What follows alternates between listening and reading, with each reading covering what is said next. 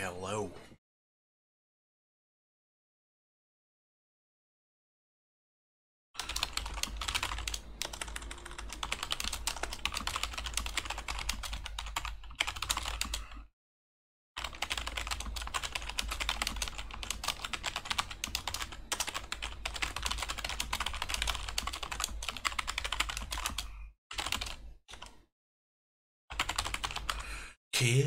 Hello.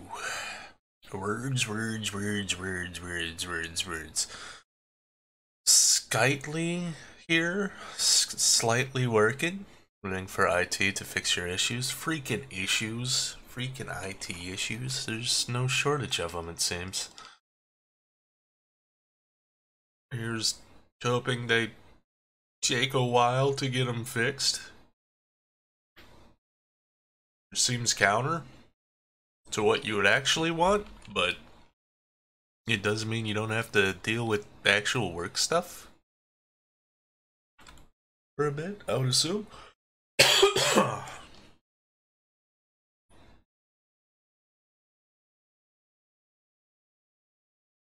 It's been 40 minutes, so you've had a break, yeah. Nice. So, question, does the webcam look slightly better? I fiddled with it. Apparently the resolution was not even HD quality, so I bumped that up. And I also turned off low light filtering. So it's probably darker in general, but more, not as bloomed. I don't know, everything still looked bright enough with it off, and kind of better.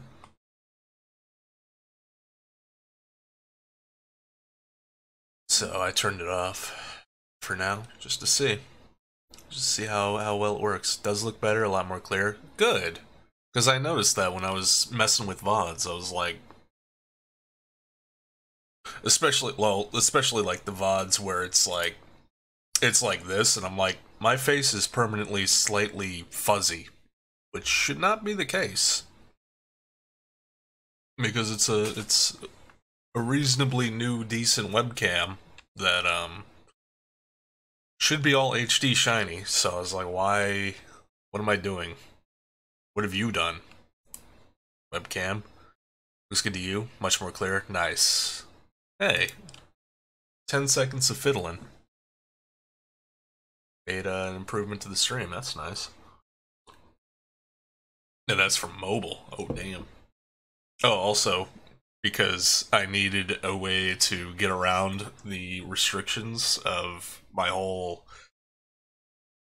mad plan to stream all of this. I've made something, if I ever, and this chapter is probably going to require me to use it. Won't want to go full tilt on it, but I made a censor bar for the words.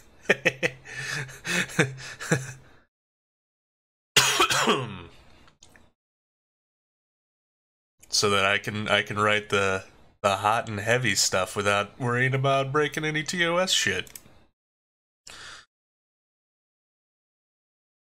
Nephew, hello. I'm still like half asleep.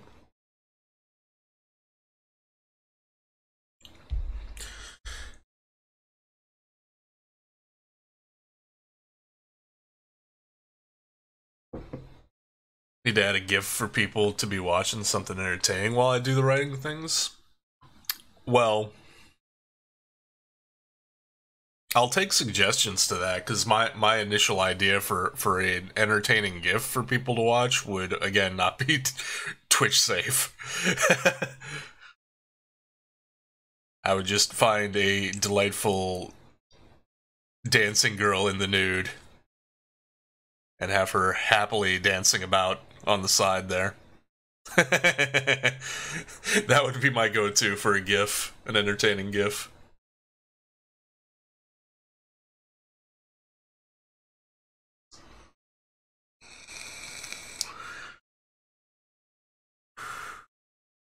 Do you mean in general, or specifically for when I hit moments such as where I would have to utilize this? Hello, Dizzy. You also are all about the plot? Indeed.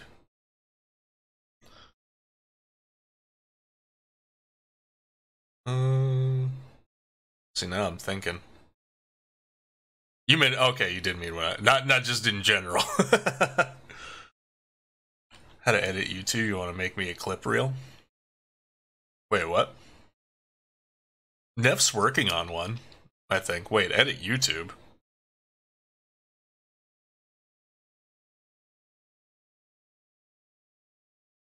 You mean like a montage video of like my clips from this channel?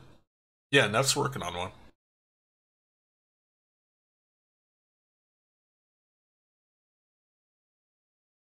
You don't know why your phone put edit YouTube? I mean, if we could just edit YouTube, that'd be nice, because there's a lot of dumb shit over on YouTube that they're doing. That'd be nice to just, like, delete. Instead of the issue of editing software being any good. Yeah, what was the issue you ran into with, the one I gave you? I can't remember.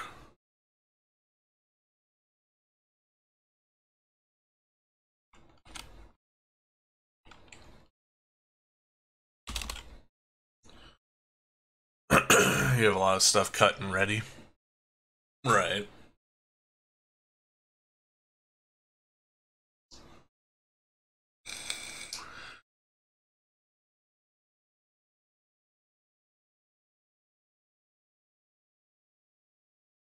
Do any transition work or overlay interesting sounds? Wait, how come? That software should have built-in transitions. You should be able to put in... You just need the sound files. Like, yeah, you should be able to do all that. You probably have to go find, like, the sounds you want and everything yourself and get the files.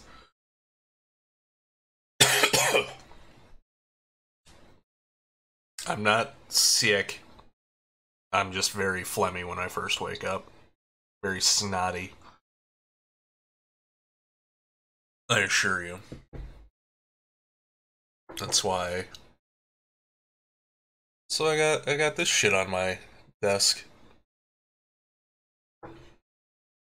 Because it is a chronic issue. But it's an especially fun chronic issue to have this year. I'll tell you that.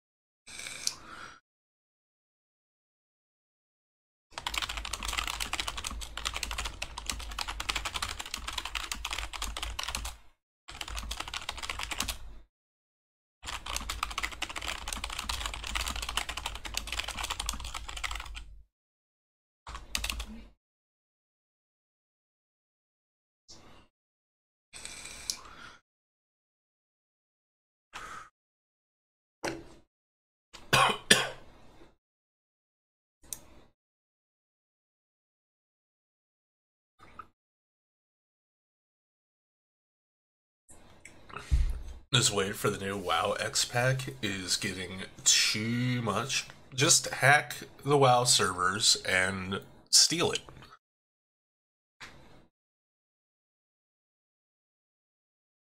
And then you can stream playing the new one, and you will be the biggest WoW streamer for about 10 minutes before Blizzard comes in and gets your channel deleted and promptly files criminal charges against you. But for like 10 minutes, like, you'll be the king of the world.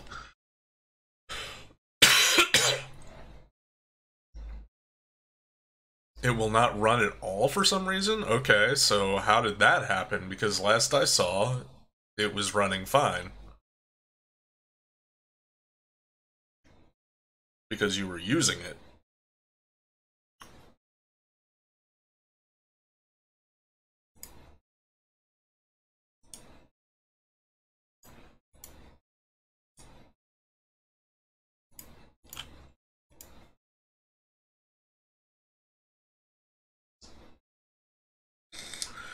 Mm-hmm.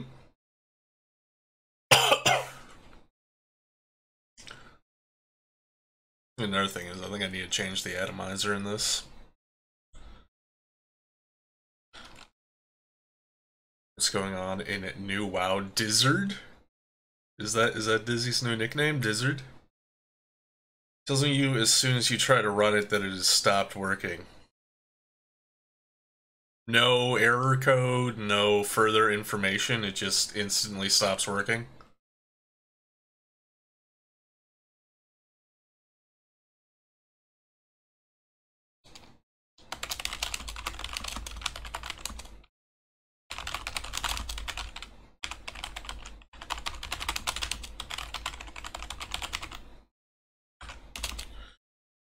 Savannah stripped a giant hole in the sky, so we have to go smack her and other bad things in the afterlife. Don't smack her too hard, you love her.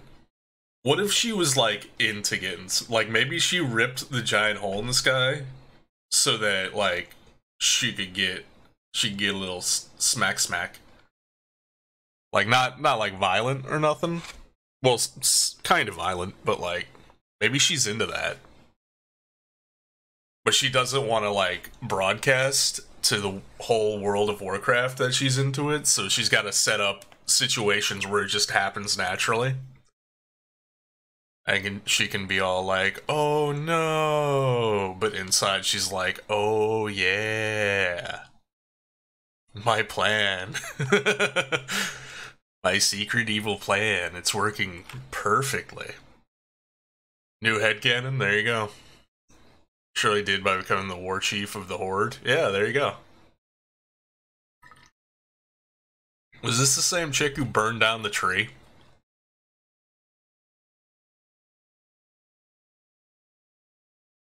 Yes. Yeah, see, like she wants to do wicked evil stuff. And secretly deep down she wants to get a little punishment for it. And the problem details in Discord. Okay.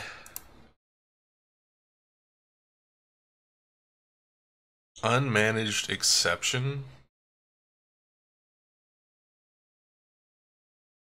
I mean, the only thing I could really suggest, because, like, I mean, that just looks like a bunch of fucking letters and numbers to me.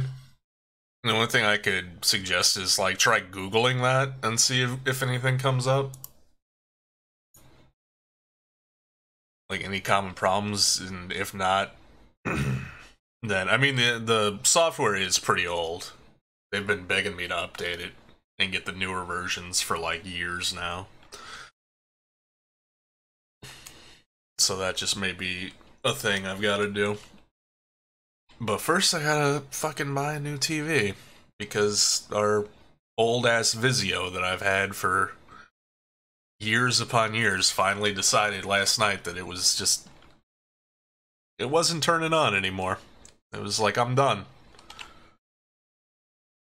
So that's a thing.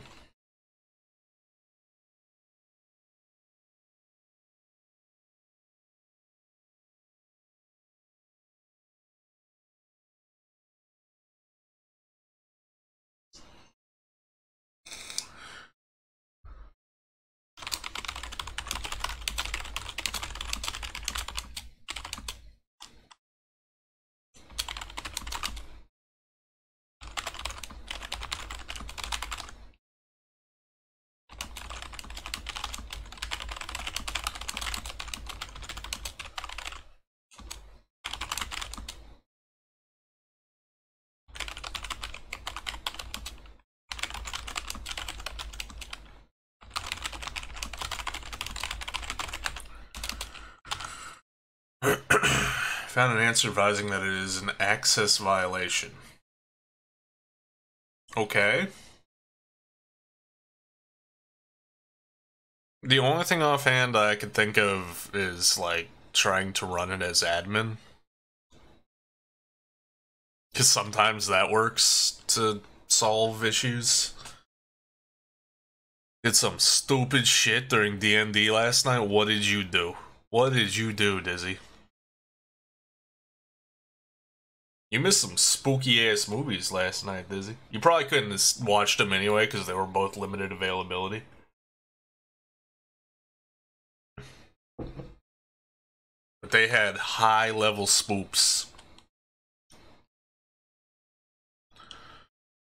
Already tried that. Well...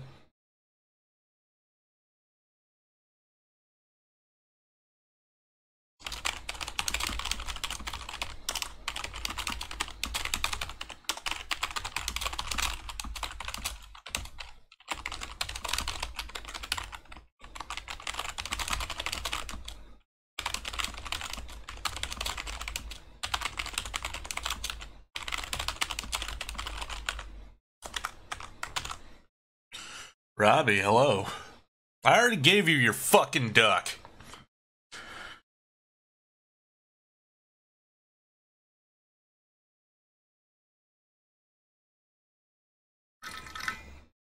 But how you doing?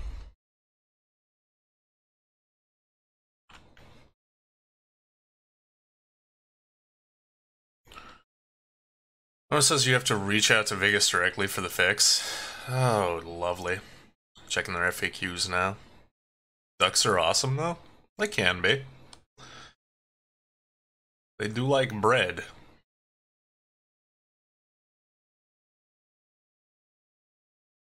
Social interaction?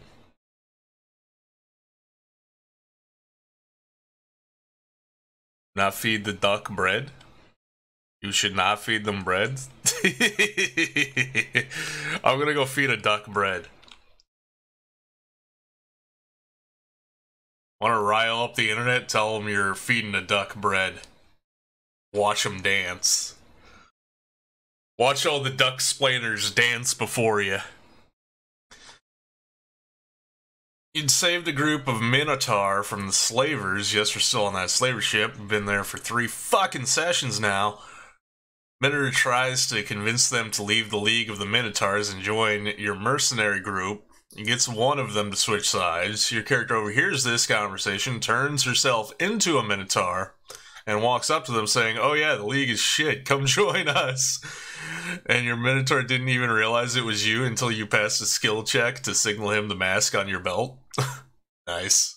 Who the fuck are you?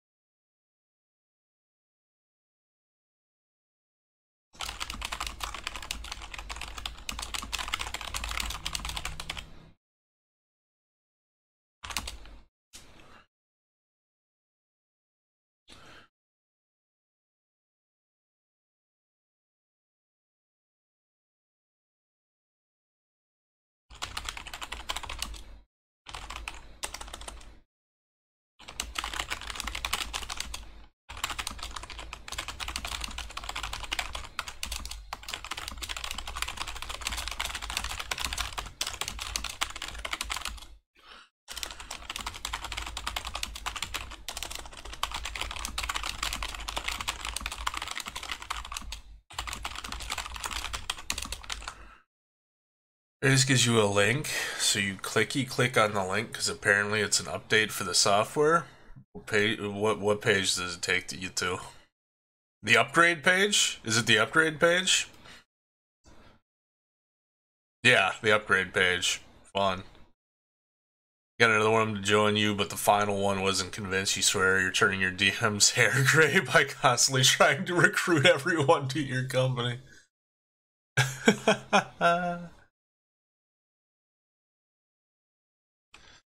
So basically, it's their subtle, not so subtle way of saying, your shit's old, upgrade it. Fair enough. Probably not. That version is like I would have gotten that version is probably 10 years old. Because I would have gotten it back in the mother-in-law apartment.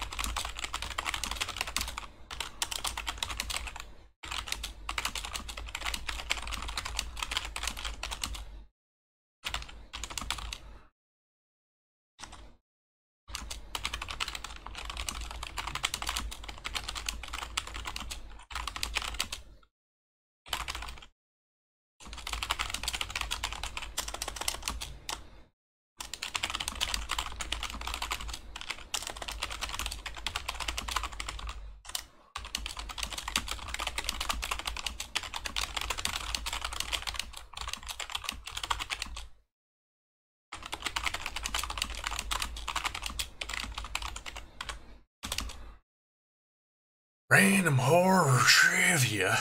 You also made your first ever homebrew spell last night for your backup character? Oh, nice. What is it? Horror trivia. Come here, card. And the rage deck? You just don't want me to write?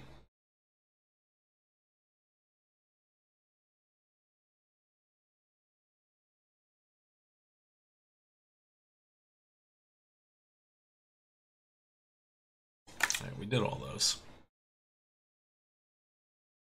And a 60-second horror movie review if They Live? You do want me to write? Well, but you just slammed me with 3 redemptions. Okay. For the trivia, the fantasy films The Crow and A Dark City were directed by who? I'm gonna show my channel points. That's fine. Who directed The Crow and Dark City?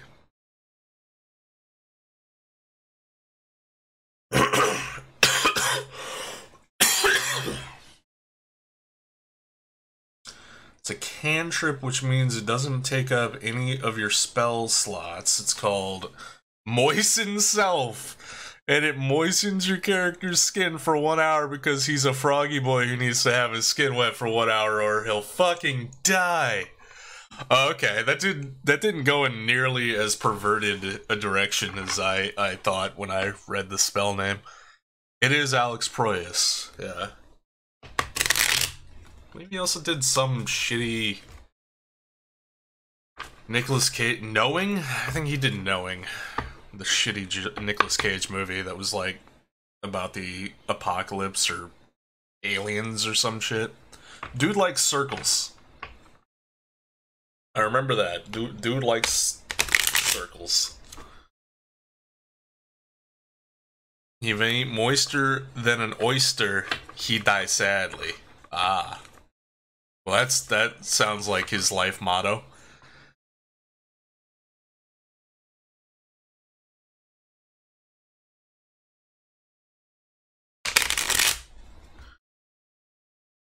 Nick Cage and Apocalypse, yeah. But I remember it being one of those Nick Cage movies where he's not uncaged. He's just kind of half asleep through the whole thing. Mushrooms grow in damp places? They can, I think, yeah. No?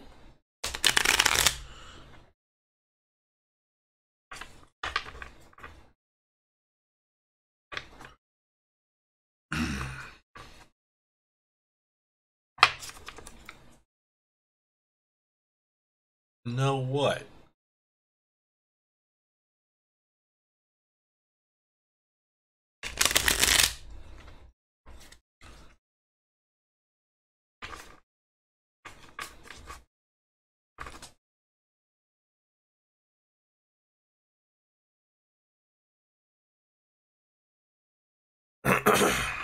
Then you put Nick Cage in an Apocalypse movie and not uncage him. It was during a weird period of Cage's career where I think it was around the same time as like the Ghost Rider movie, where like for some reason he was just He was very caged.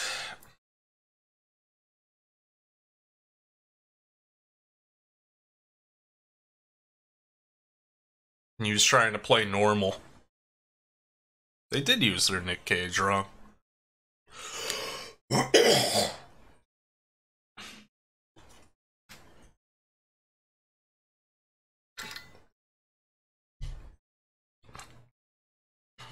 You got Whelp Body.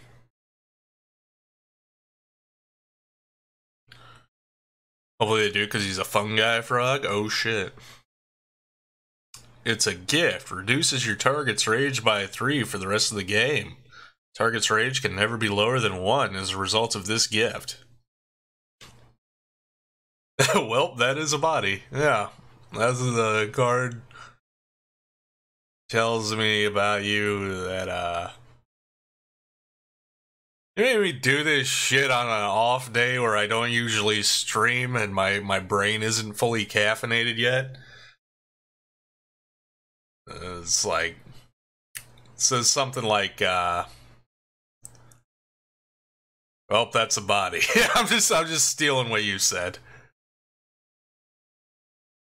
Which is very cheap.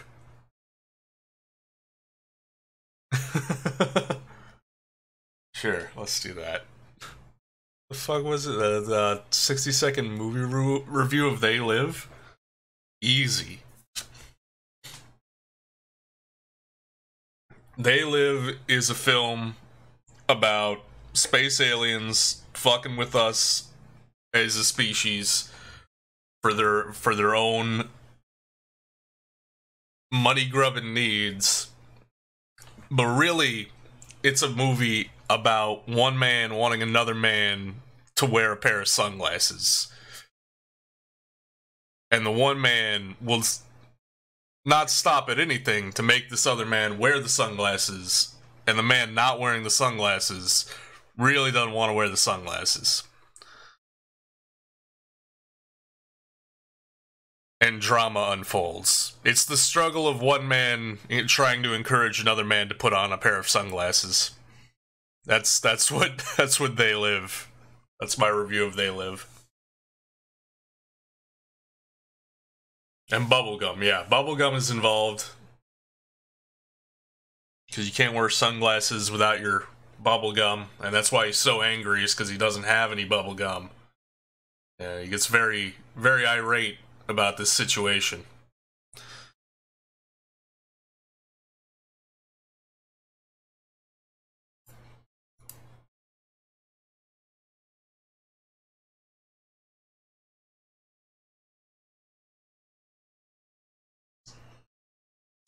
Yep, 10 out of 10. Would recommend.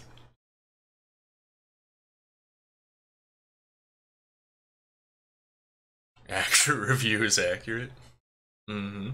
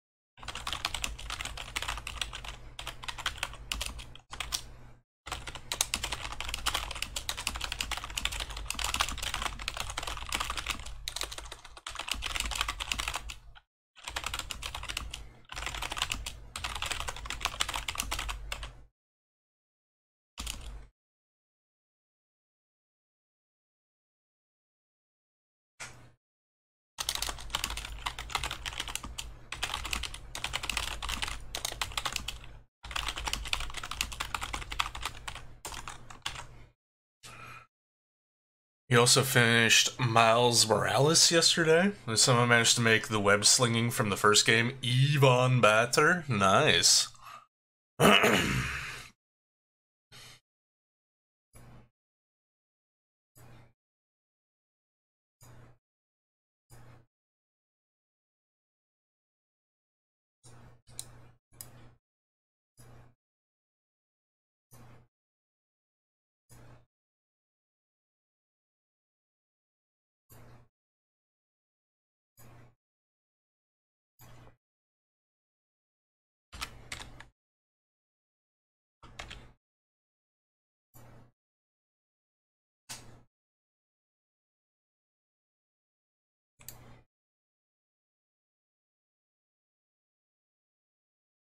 I can't just have this freaking coffee drink because it's very creamy and thick. I need some water.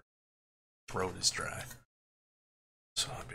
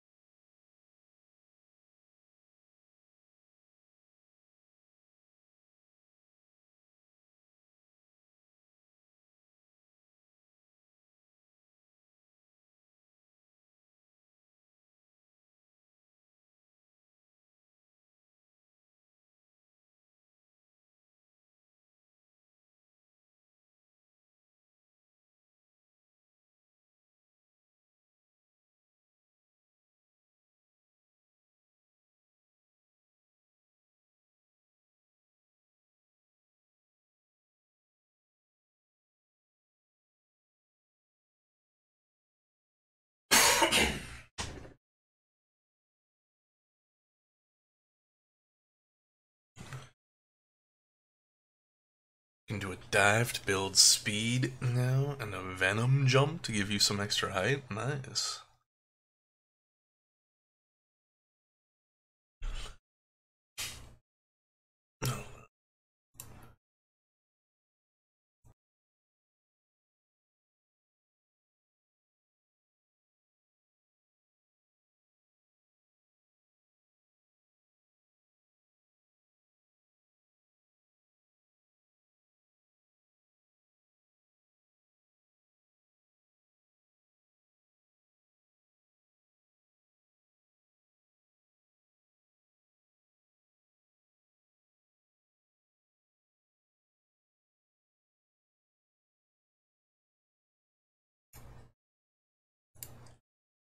Alright. Felt like I needed to blow my nose to try and get some of this crap out of my nasal cavities. I might have to see or hear that.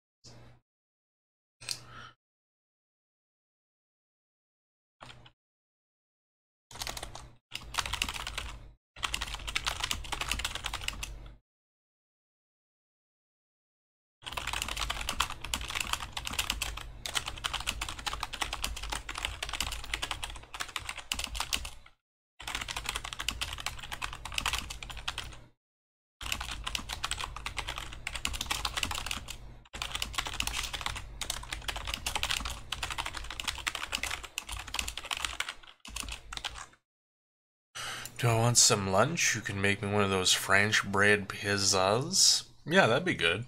I didn't make myself lunch before I started today because I woke up kind of late.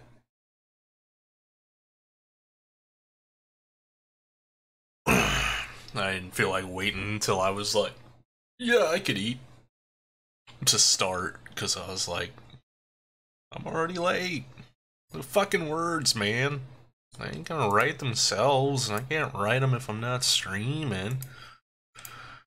That was the other possibility I entertained last night for like the stuff that I'm like, yeah, I probably shouldn't display that on Twitch before I came up with the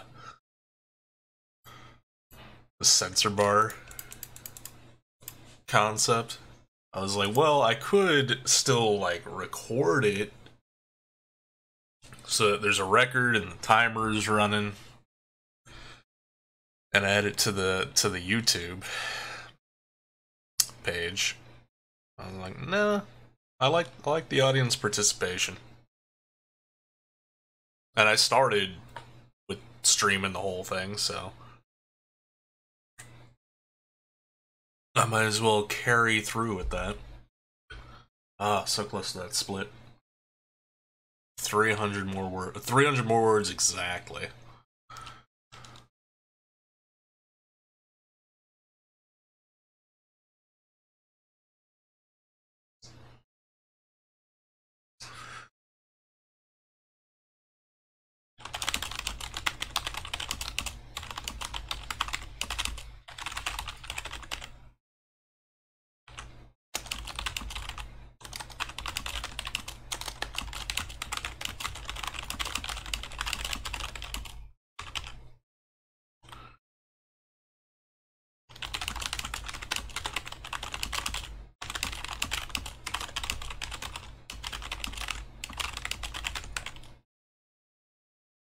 It's in the oven now, thank you. Do I need more coffee? No, I've still got like half a cup, and I drink it pretty slow. Can we just do away with all the other days of the week and just have Saturday, Sunday? Just like repeating, of course. Just that's Saturday, Sunday, Saturday, Sunday, Saturday, Sunday. Well, it would get very confusing. And like, I imagine the adaptation, the corporate world adaptation, that would be like, well, you work the majority of the Saturdays and Sundays. Oh, you're talking about some spectral fantasy realm where there's only the weekend, so there are no work days, but you still get paid. Ah, okay. See, I feel like it's a good idea. In theory, I feel like it would drive some people insane. It may drive everyone insane after a certain point. So I think it needs one little smidge of an adjustment. Include Friday. Because Friday is already, by proxy, the best work day. And it allows you to appreciate the weekend that much more. Because if it's just nothing but weekends, you're gonna suddenly just like not appreciate the weekend anymore. So if you got Friday, you're like, oh shit, I gotta work. But it's the last day of the week. Oh fuck, I can stay up late tonight. And then you get to party all Saturday and Sunday. And then you're like, oh shit, I got work tomorrow, but it's the last day of the week, so it just re-ups the excitement for, like, I only gotta do this for one more day, and then I get to take a break. You stay up late anyway, your life consists of 4 hours of sleep a night usually. Dang. I stay up late pretty regularly too. It's just how my cycle is. But I tend to get more than 4 hours of sleep. At least.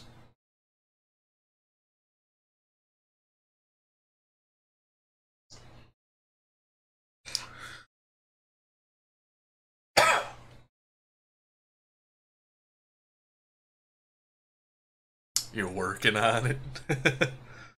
Yeah, it's definitely, sleep schedule shit is definitely a process.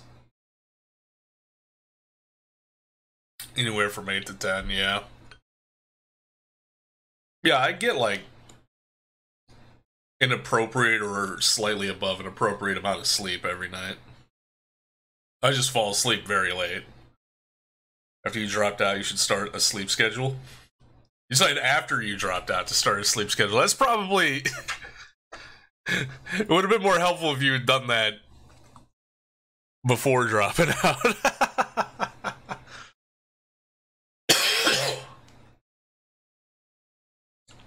Because afterwards, it's like, well, fuck it. Now, I guess I don't have to do that anymore. I just don't have to get up early anymore. Fuck this. Let me just see what my natural sleep schedule is. And for me, it was like a rapidly expanding just cycle where I'd stay up later and sleep in later and later before suddenly I'm up all night and I sleep all day, and then it would gradually flip back around. And it would just constantly be pushing forward by like an hour or two every every day. If you didn't have a day job, you'd probably get sleep. Yeah. You relate to this?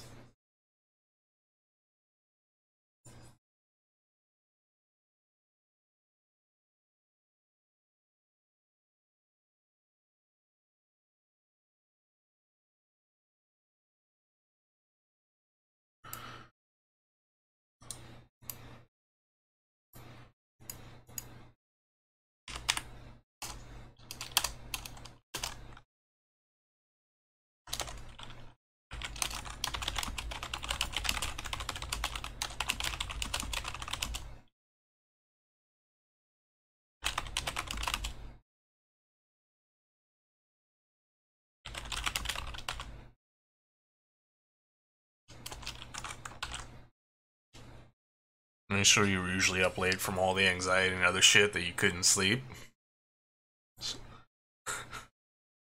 Stay in school, kids. It ain't worth it. Wait. Those are conflicting statements. Assuming, of course, the it you're referring to is school.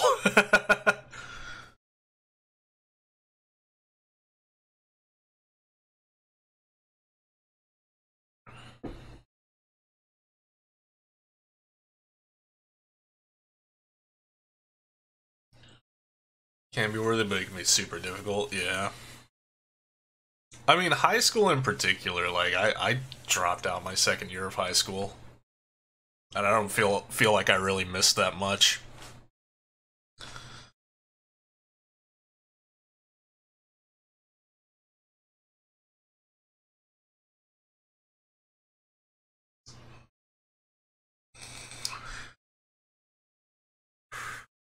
Yeah. That's exactly how I felt, Chaotica. Like, and granted, there was a long stretch of time. There was about, like, probably close to 10 years between me dropping out of high school and finally going to college. And honestly, for that matter, dropping out of high school and then getting my GED so I could enroll in college. And it was like I went in to go take the GED prep courses and everything, and I just slammed through them. And I'm like, you're telling me a year and a half of high school, most of which, like, in the first year of high school, I think I was absent more days than I was there. Because I just was not going to school. So probably closer to, like, over a year and a half, probably closer to a year of high school.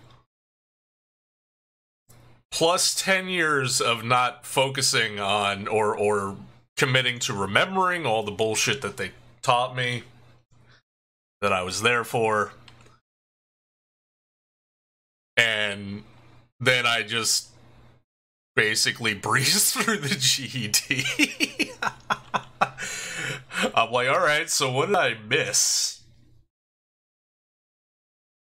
Because apparently, yeah, I just could have instantly taken my GED at the start of high school and just been fine. You drop out, but you have no idea how you graduated. You kind of regret dropping out, but the circumstances not really allow for much else, yeah. School systems in a current form of bullshit, not every... Yeah, oh yeah, for sure. Well, and the way we teach math, and like that was one thing I learned in college, is that just the way we teach math in this country is just broken.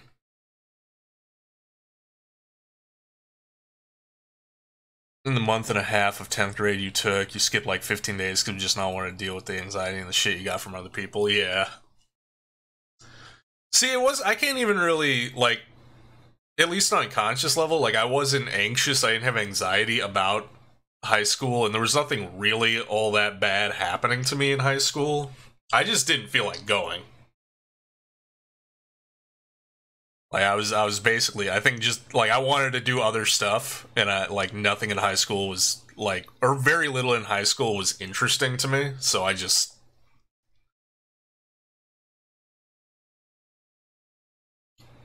one size fits all, and that's not. Yeah. Yours was more home-based circumstances. Yeah. You failed math since you were in 5th grade. I struggled with. Okay, so I don't remember struggling with math too hard in, like, grade school. I remember not liking it, but I don't remember, like, full on, like, flunking it ever. Compared to, like, high school. Like, once I got into high school level maths and they're, like, teaching you shit, and they're like, all right, this is how you do this. And you spend, like, a week learning that, and then the next week they're like, okay, now we're going to teach you how to do the exact same thing, only with more steps. And I'm like, but why? Why would you ever want to do... You just taught us the easy way of doing this. Why the fuck do I have to waste time learning extra steps to get the exact same result? That makes no sense to me. I'm not down with it. And then the bullshit that is algebra, where they're like, you're going to need this in your life. You're not really going to need it. Like, it depends on your life. Granted, depends on what higher, like, level of education or job path you're going to take. You might need some of it. And it was the most comforting thing in the world when finally, in college level algebra, I had a teacher who got the inevitable question of, why the fuck do we need to know this? Like, what possible benefit are we going to get from this in life? And he actually answered honestly. It was the question, it was the answer we all kind of suspected, but no teacher would ever dare fucking speak it. He's like, he told us, the reason you need to know this is to pass the test. That's it. That's the only reason you need to know this, is to pass the test. And then he proceeded to explain why algebra is such a pain in the ass for people to learn. Because algebra is not just like a stage of mathematics. It's a toolbox of mathematics. Different elements and equations of algebra filter into all other high levels of math. Not all of them, but it's the toolbox you reach into to do, like, trigonometry and other stuff. Algebra by itself is just like picking up every fucking tool in a toolbox, a fully loaded toolbox, and learning in theory what each one does without any real-world applications applied to it. You learn what the tool does, not necessarily how to use the tool. And that's why it's so frustrating. Because if you were to learn little pieces of algebra, like if you were just to go take a higher level math course and learn the little pieces of algebra you needed specifically for that class of math, it would be fine. It would just be a process at that point. You'd be like, okay, this is how this works, and this is how I apply it. Whereas algebra by itself is just like, this is how it works. You may need to apply this somewhere in your life. Good luck finding it. Fuck you.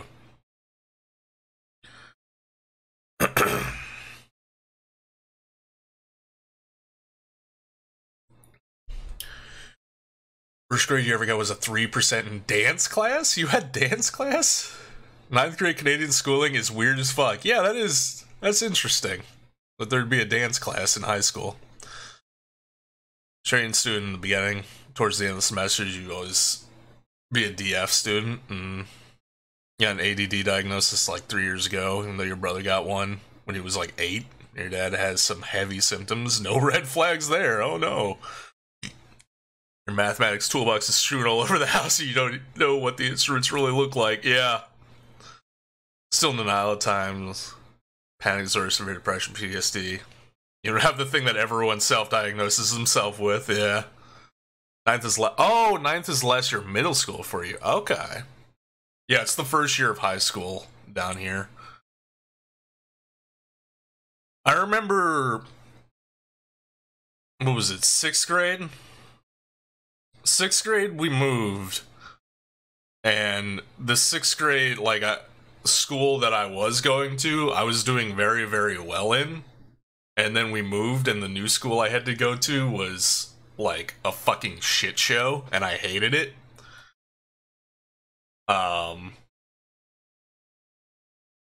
So my grades started dropping, I started skipping days like crazy, and one of the teachers got really pissy with me, and she did the, like, it was, I don't know why the fuck she did it, but she was like, she let me know that I was going to pass the grade based solely on the grades that I came in with, but if those weren't there, I was doing so bad that I would fail and have to repeat the grade. But she let me know that my grades were already good enough coming into the school that I could literally not show up again for the rest of the semester and I would still pass the grade. And I was like, cool, good to know. And then I just didn't show up for the rest of the year. I was like, thanks for letting me know that. I'll be leaving now. Jax, hello. As soon as you didn't need math anymore, you dropped it as fast as you could. Yeah. Some Ontario schools there in Canada. Oh. Bunch of slackers up in this stream. Hey. Calm down, Principal Strickland. You live in the country where you are done with all base education by the time you're 16.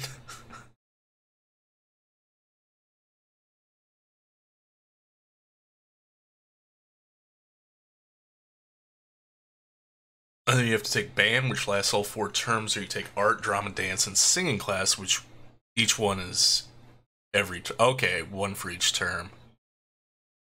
Okay. I had something like that in high school. Well, I was in an arts program in high school. That was like, they had different branches like that, and I was in the theater program. But I remember the first year, it was actually probably one of the coolest things that I got to do in high school, the limited time I was there, was the first year you get to go around to all the other departments for like a week and just check them out. I guess presumably in case in that first year you want to switch, like you're not happy with the program you picked and you wanted to jump ship to another one, you could like test them all out. But like, that was really cool. I remember the days we spent doing like in the art section, and like we did like sketches and a whole bunch of different shit, and then it culminated in like a 1-day little crash course in photography where we got to use the dark room, and that was like really cool. Took all the art classes for school. Best grades. 3% because you were in the hospital for like 2 weeks with a really bad stomach flu. You came back to a sub who screamed at you that you needed to perform for the final project, which you refused because you don't even think you got a dance to do. She told you to get out of the class and you just left school because you weren't dealing with that shit. Oh, good. Lovely, lovely ass teachers. I had one in, I think it was 5th grade. We had to do like a book report project, like presentation. Like, it wasn't just a book report, we had to like do a presentation in front of the class on it. And I picked everybody had to pick their own book. I picked a book. Apparently the teacher decided this book was too advanced for me. So said, you can't do that book, pick another book. And I was like, but I want to do this book. And she was like, too bad, pick another book. And I was like, well, fuck you. This is the one, if I can't do it on the book I want to do it on, I'm just not doing it. And then the day came where presentations came up, and she's like, did you not do the assignment? I'm like, no, because you didn't approve my book. And she's like, in all my such and such number of years of teaching this class, I have never had a student just not do the assignment. I'm like, well, I'm a history maker, motherfucker. Maybe you should have let me do the book I wanted to do, because I would have nailed that presentation.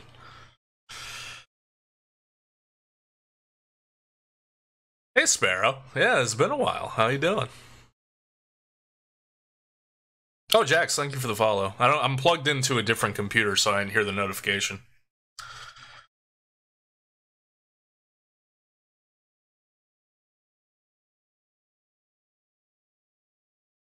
Oops.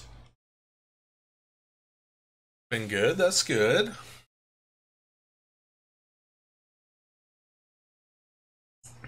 Got called down to the principal's office the next day, explained to him what had happened, and he just kind of went, yeah, you were completely justified for doing that, just don't do it again. I get some writing done of your own, nice. Are you attempting Nano, or are you just doing some writing? Slow? Yeah, it do be like that sometimes.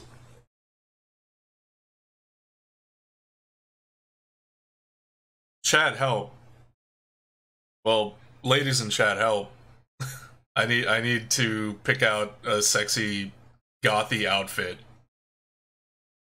for the being to get dressed up in to go seduce people into becoming mad science test subjects. And I'm shit at knowing how to describe or identify clothing. Project you've been on for almost 3 years now. Ah, fair enough. Black pleather miniskirt. That works. That's in line. I'm just gonna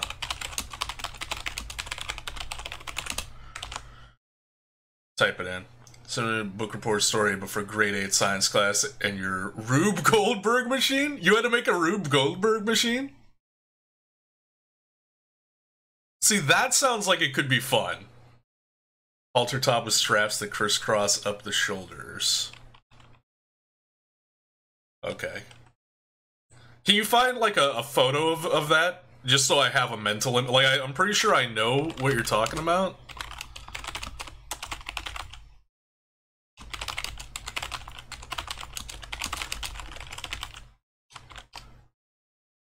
But a visual image definitely helps. That way I can picture it clearer in my head. You found a top? Oh. See, I'm just so fucking basic. Like for like a top, I'd be like, corset. I don't know.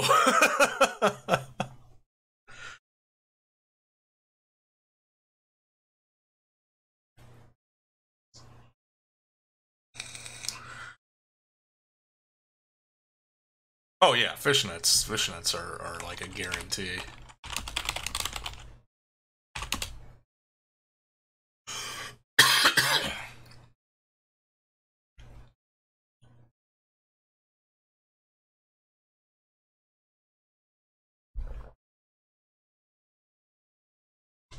Also, I'm gonna bring this out to you to see if it's time for a switch.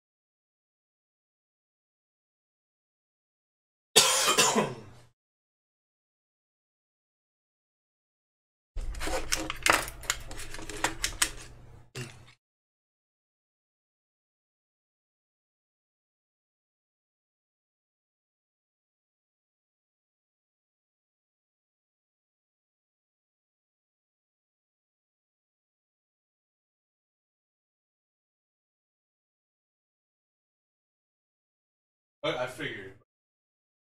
I couldn't remember how long. Yeah.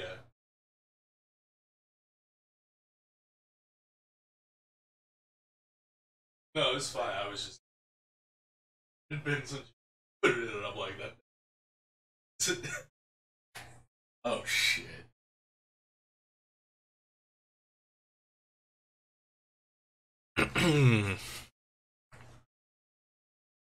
What did I miss? You had to make a light turn on. The way you wanted to do it was too elaborate for someone your age, and your teacher was a homophobic ass who hated you.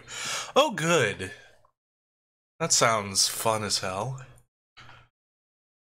In a very sarcastic tone. Yeah, you can throw the link here. half-high boots that tie in the front with fishnet stockings that are thigh-high and a thin, strappy garter. Oh. Oh, okay. See, that's very different from what I was thinking it was. But I like it.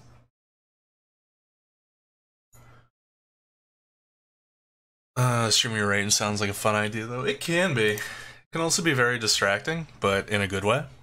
And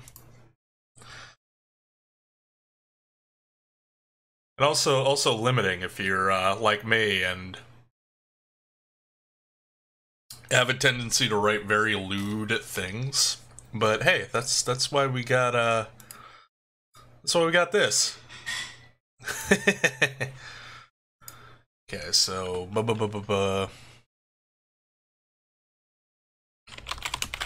high boots.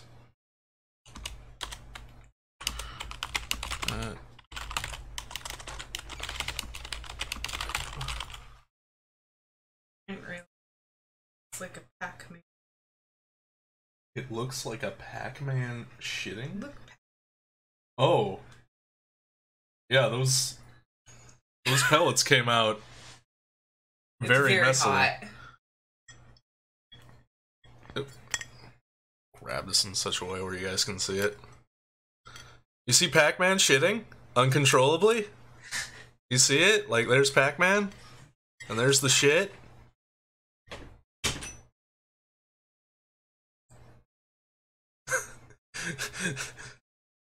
This is the inverse of the Cards Against Humanity card. Pac-Man uncontrollably guzzling cum. This is Pac-Man uncontrollably shitting himself. Calf-high boots. Oh, is it half-high boots? Yeah, I was about to ask, like, what the fuck is a half-high boot?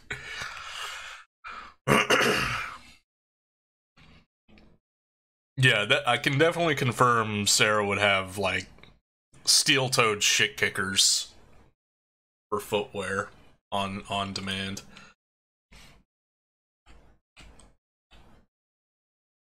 Thin strappy garter.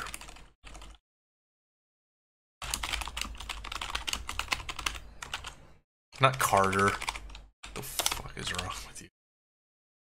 This ain't a Marvel one-shot.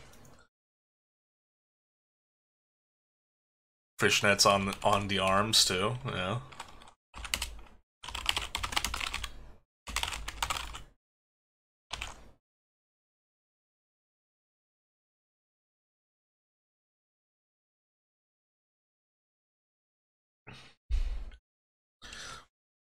Yeah, it can be super distracting, but it can also be a resource. Like, say you don't really, your brain doesn't function on identifying or describing clothing.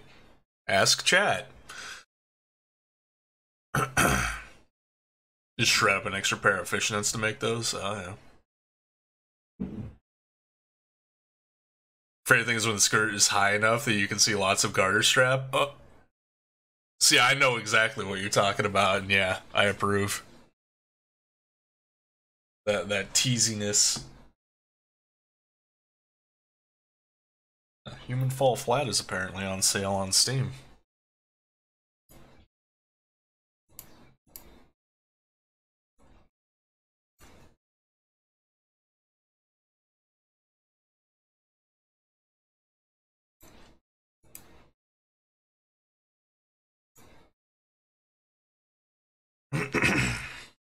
Your prompt involves a breakup, temporary due to danger, but you get too emotional trying to think of it yourself.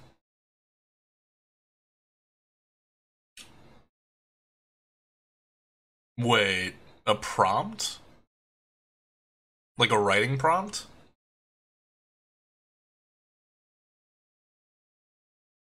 Posting something in memes you think I'd get a kick out of? Oh.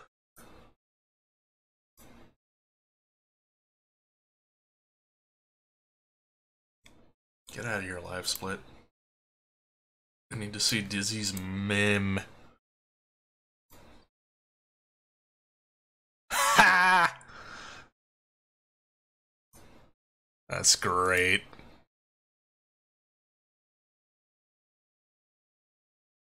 Alright, let's say that's a wardrobe.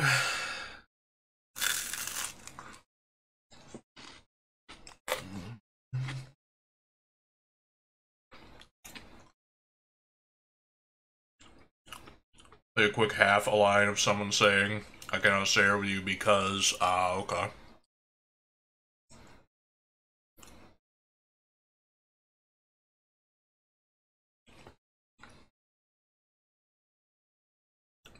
Well, I have a tendency to go full absurd, so I cannot stay here with you because I just watched you swallow the mailman whole.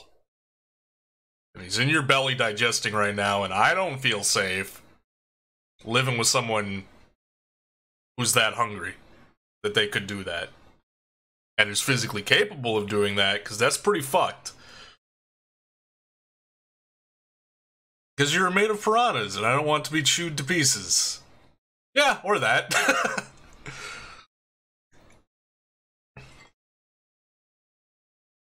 But yeah, that's my purely out of context, probably entirely unhelpful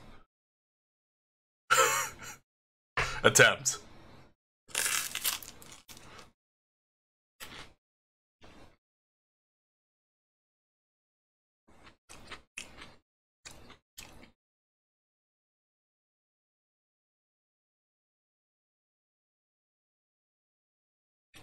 You just tried to murder me, yeah. Suddenly I feel like we're playing Family Feud. Show me just tried to murder me. Number one answer.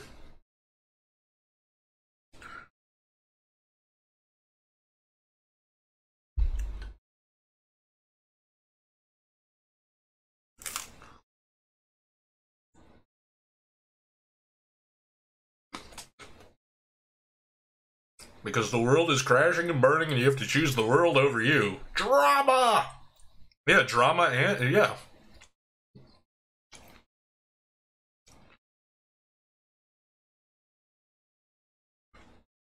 You're already dead. Oh, shit.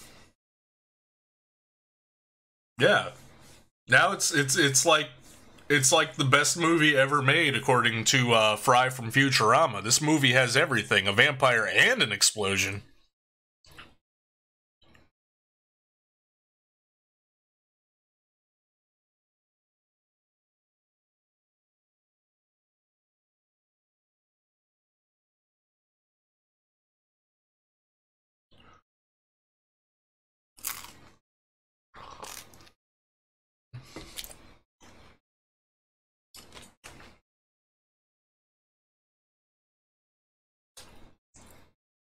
There you go. Has anyone done that yet?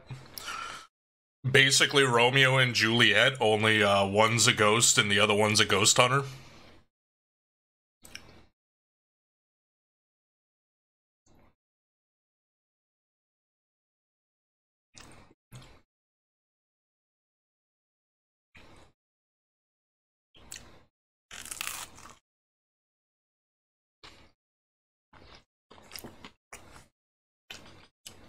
That'd be awesome. I mean, I wouldn't want to write it, but it would sell.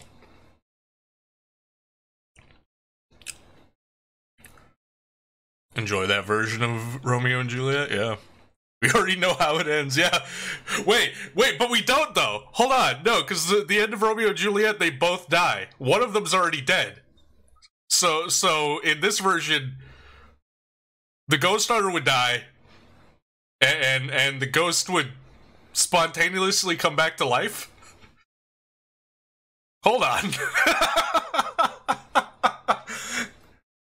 Just the ghost hunter dying, and then they could be happily ever after, both as ghosts? Like, that's not Romeo and Juliet. That's a happy ending. Fuck that. No, we have to do something completely off the wall. We have to bring the ghost back to life.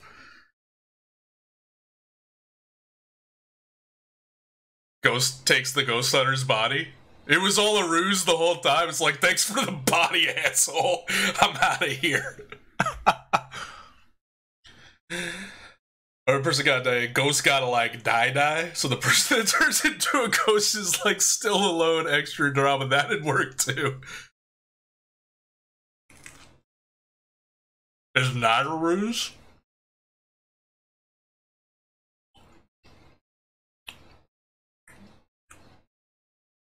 Is it like the person in the ghost hunter body like keeps dying and then the ghost slips in and they gotta keep like flipping it? Now the ghosts just live in the body of their love? That'd be interesting.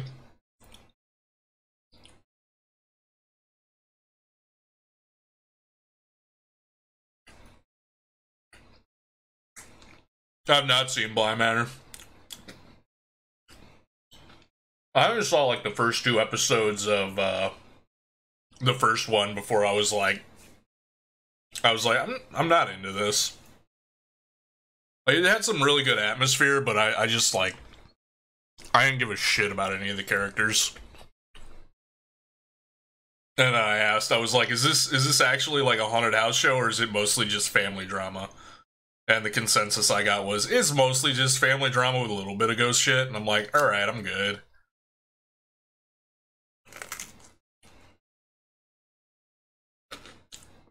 I was like, it ain't for me.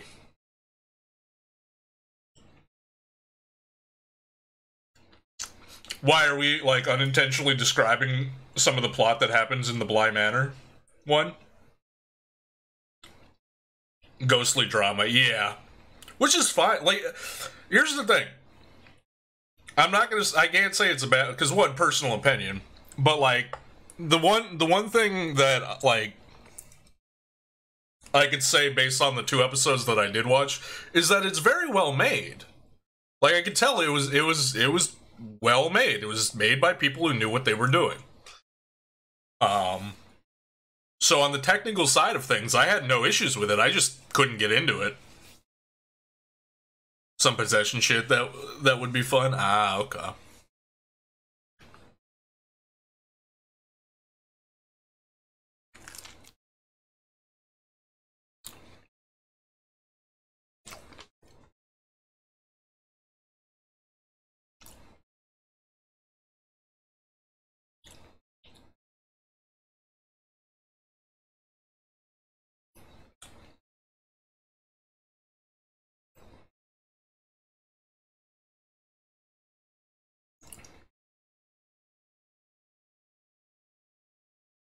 Hey, 102, 28339. Ah! Might get you split.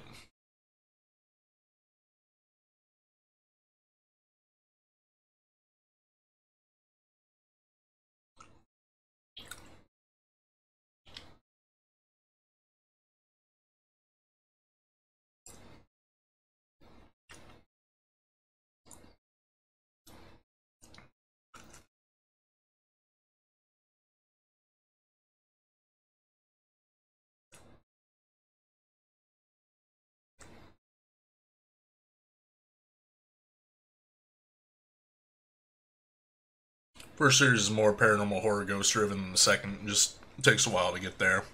Second is definitely much more character and story driven. Okay. Yeah. I mean, there used to be a time where, like, because I had started it, I would force myself to finish it, whether I was really feeling it or not.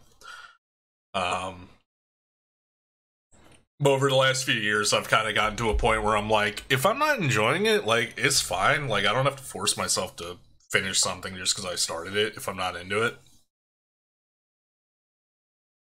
Which I think part of that was instigated after essentially hate watching through 2 of the American Horror Story seasons because I had started it and it was still, there were more episodes on Netflix, so I'm like, well, I gotta watch the rest of it. Give it another minute or 2. Okay, thank you. Friend Patrick loves it. Guess you want to give it another try? Yeah, and again, my opinion on at least the first season is that it's probably very good. Like, a lot of people like it.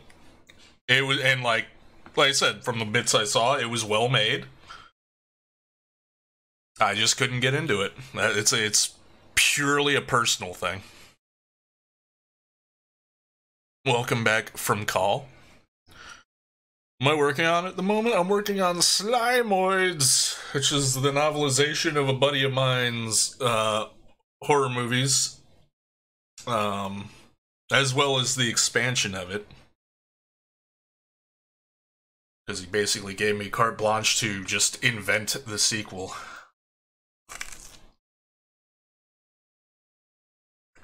Remember, something that's predominantly jump, go scares, it's less of that. There's tension and story. Yeah. And a heavy scene with that breakup scene? Well done. Congratulations. Anything you... No, I mean, I'm on track. I'm just about to eat Pac-Man at the moment. Like, the one thing I requested from chat, like, a few minutes ago was just like, hey, come up with, like, a sexy, basically, predatory goth hooker outfit for me to dress her in. Because I'm bad at picking clothes. My wardrobe consists of t-shirts with an assortment of nerdy shit on them, jeans, and pajama pants. That's basically everything in my closet.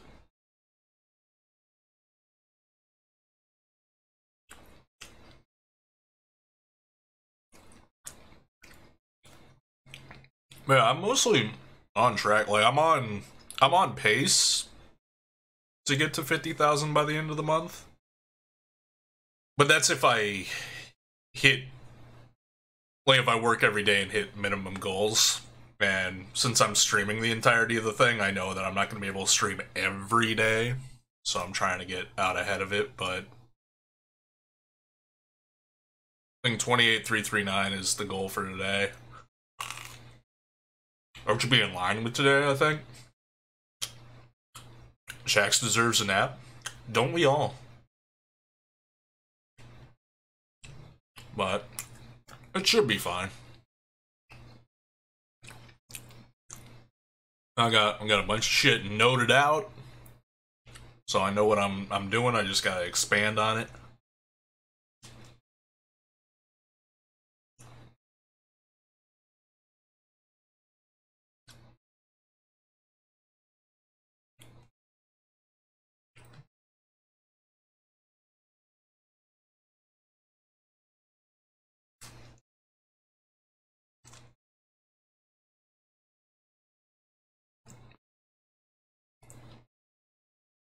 Your family is trying to set up a relay race on Among Us? What the fuck?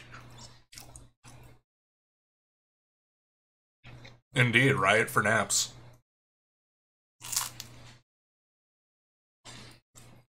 Wait. Wait.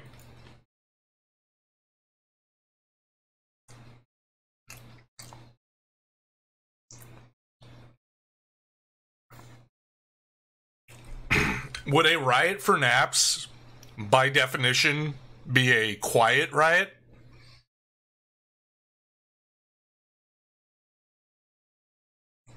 Race around the whole map, and the first one to the emerging button on the third lap wins. Oh, nice. Bo! You're just jealous you didn't think of it. It would, yeah. It's all the same to me. You're gonna let me do the writing and you'll just watch. I mean, that's how it is every fucking time, Frog. Like, it's almost as if you're not even contributing to this project at all on the writing front, and you're just letting me do all the work. This is like a group project in high school all over again. And as we discussed earlier when you weren't here, I didn't go to high school that much, so I don't know how to deal with this. Unless you snore obscenely loud. Then maybe not so quiet. Your 2,000 bits says otherwise? Oh, you're dropping that. You're dropping that hammer, huh? You're pulling that card? I got one thing to say to you. Hippity hoppity motherfucker. Thanks for the 2,000 bits. That was very kind of you. I really appreciate that. Thank you. Sleep apnea, yeah.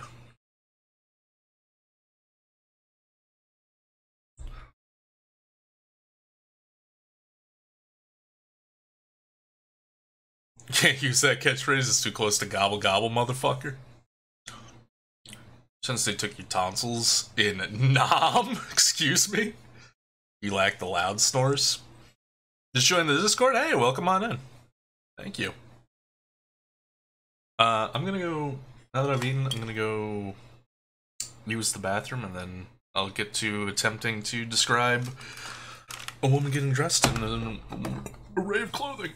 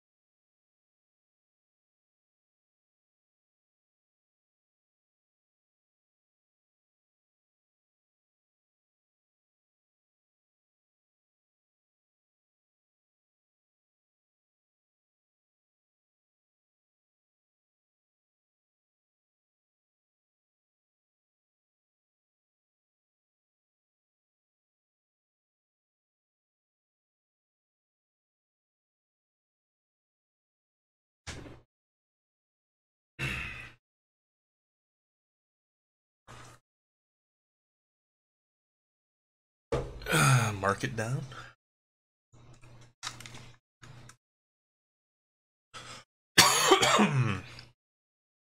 Alright, also I've eaten now, so that means I can take my vitamin. Oh, also, I've been meaning to tell you, Neff, these, I stopped taking these a while ago.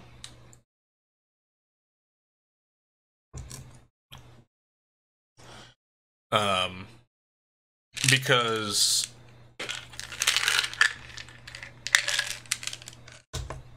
they are, like, you know this, I'm just showing chat. They are giant ass fucking horse pills, and I can't swallow them whole, so I have to snap them in half.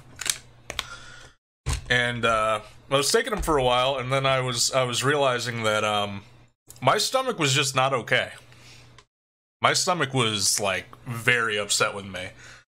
So I was like, you know, I wonder. And that's why I started eating lunch. Like, consistently. Because I used to just skip lunch. I started eating lunch consistently, because with these, it says, you know, you're supposed to have some food in your system before you take one. I'm like, okay, fair enough. I'll eat a little lunch, and then I'll take it. And I'll take the other one, too. But even doing that for, like, a week or two, my stomach was just, like, not okay with me. So I was like, you know what? Maybe it's because I'm breaking these horse pills in half. So I just, on a whim to experiment, I stopped taking them, and yeah, that problem went away. So yeah, those things are just, they're too big for me.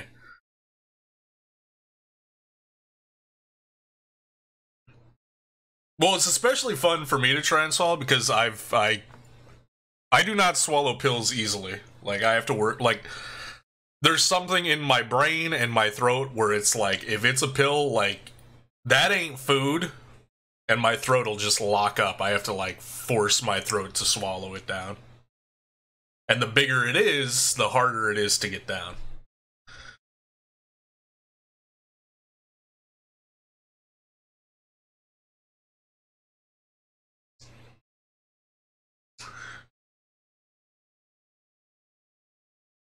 Take like 8 different vitamins in the morning at once. At once? Oh my god.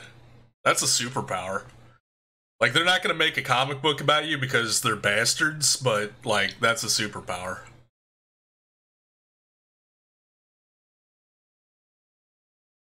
Gummies? Yeah, gummies should be fine. If I tried hiding it in peanut butter, that's how I used to have to do it. You joke, but that's basically how I had to do it. Especially when I was a kid. Like, I would have to put it in, like, one of those, like, Little Debbie brownies. Just, like, mash it in there so I couldn't see it. And then eat the brownie. Like, if I merge it with food that I can swallow in a chunk, like, say, macaroni and cheese, like, you can just kind of swallow that down pretty easy. So if it was mixed in with that, yeah. That's also why when I was a teenager and I was getting really bad headaches, I couldn't even take like regular like Tylenol for it. I had to get the goodies powders and like pour it into a soda to dilute the flavor a little bit. Simon had to do it until peanut butter also started to fuck him up. Oh no. I'm a pupper confirmed. Huh. But I prefer cats, so... Well, I guess most... No, dogs are pretty simple. They like or hate everything. See my puppy dog eyes when I act sad? It's not an act, I am sad. How dare you? How dare you diminish my sadness?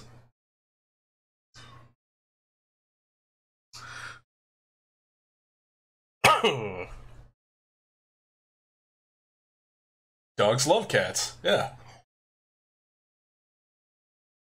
Dogs also don't know it's not bacon.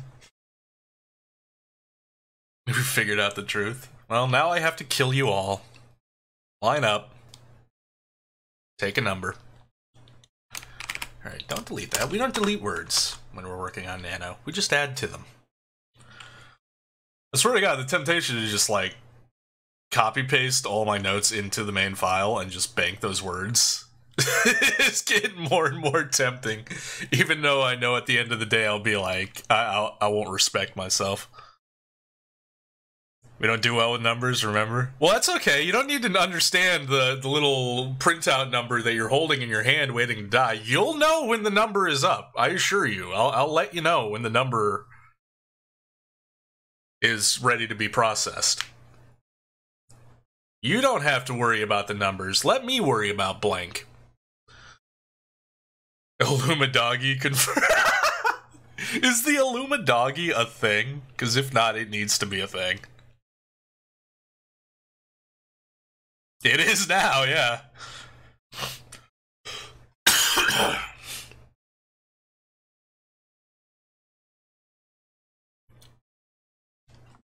Chat, should I post my notes in to the main file and bank the words? Should I be a cheaty scumbag like that? I did write these this month. I didn't. I wrote them during November. You're now the leader of the Illumadoggy. They are words I wrote, yeah. That's an easy, like, 2,800 words.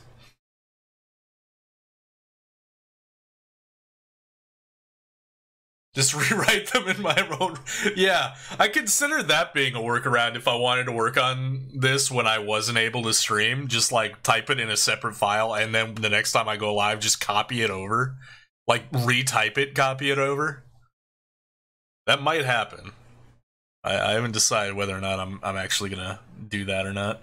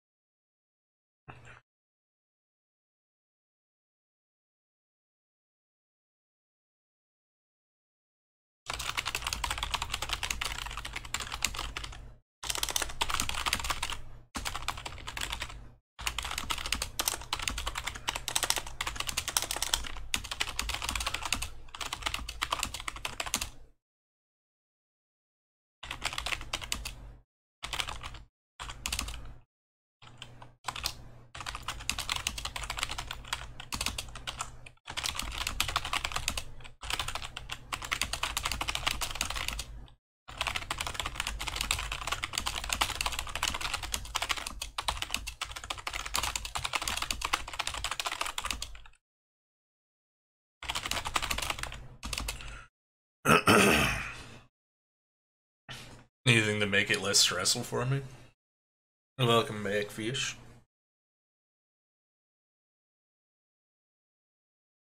I've got a way to hold on.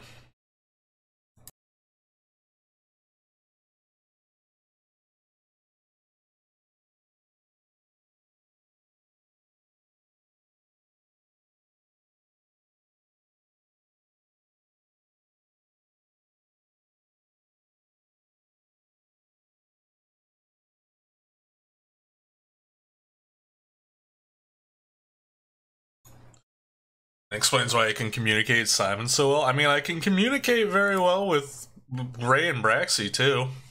It's just not as abundantly obvious because they're cats. So they don't acknowledge how well I'm communicating with them. They gotta maintain that aloof persona. Simon Paimon, yeah. Might be a leader in that cult who's worshipped, and that's Simon Paimon, yeah. King Simon, yeah.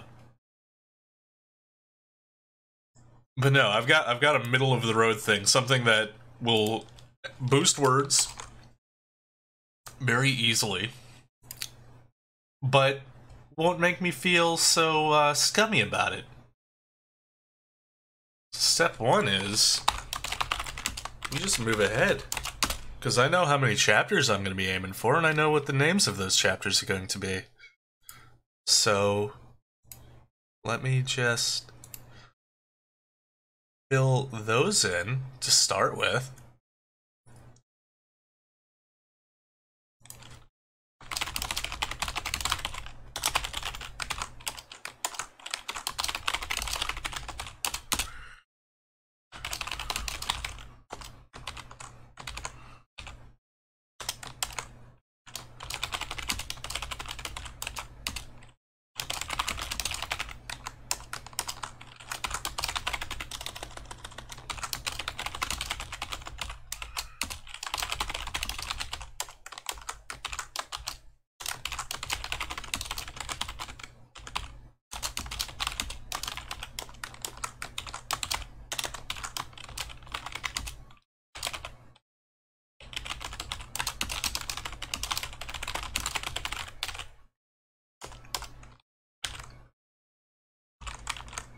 Alright. So that's a few words. But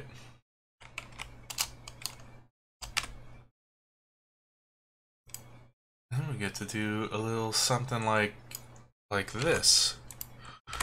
There's the notes for that chapter, which I need to expand on.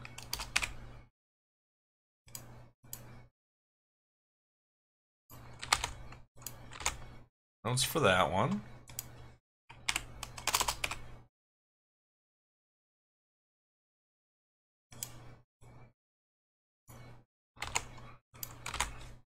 Notes for that one.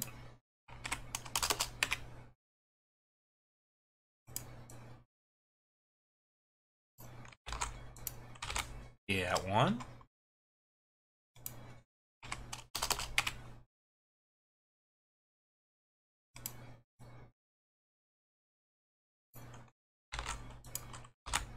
Yeah, one.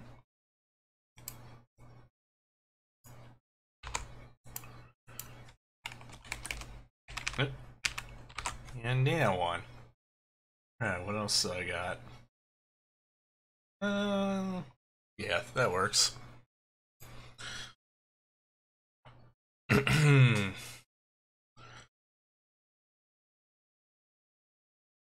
Cats are practically dogs, only spicier.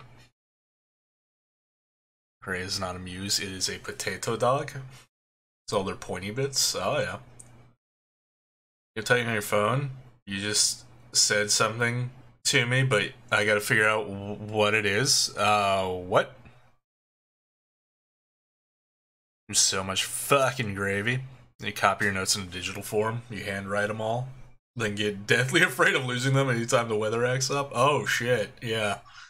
It's good to have copies, backups.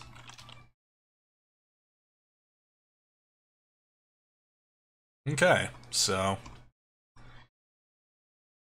that was the thing that was done.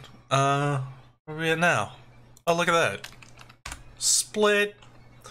It took me 4 hours to get to that fucking split. Well, no, it took me 3 hours. Oh, well. Whatever, man.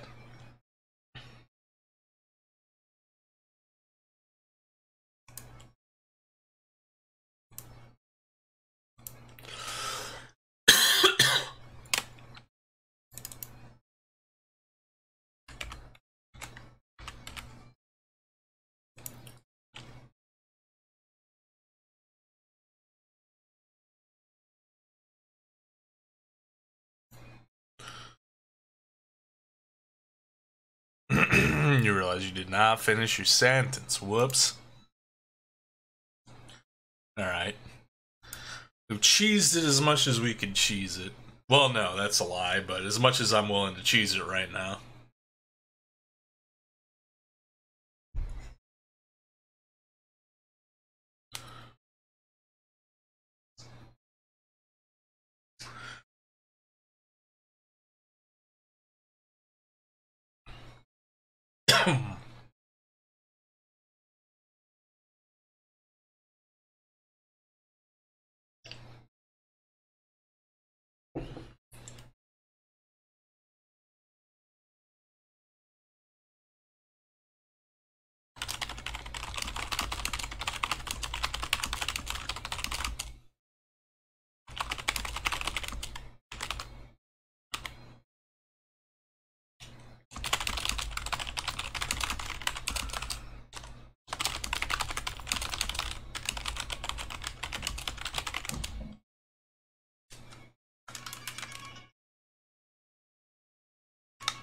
Loud bang outside.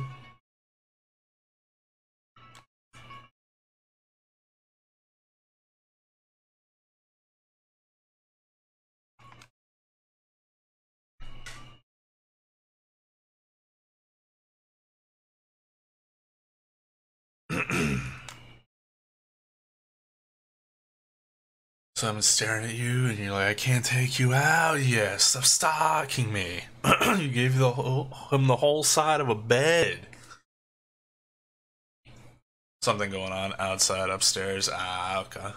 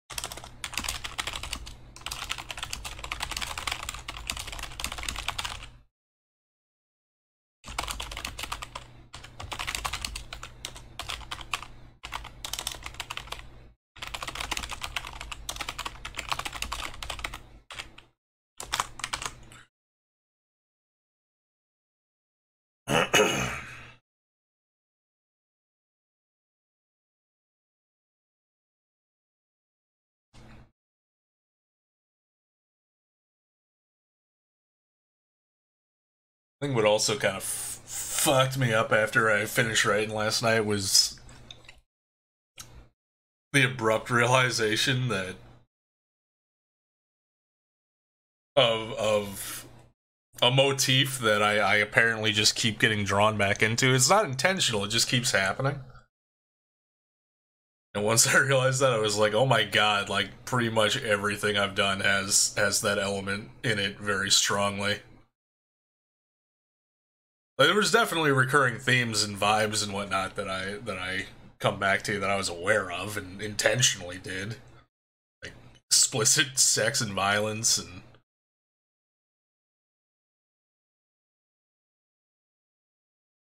stuff like that.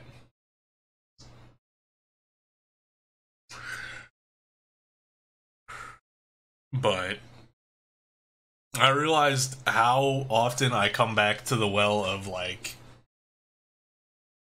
consciousness being either corrupted or fragmented or absorbed.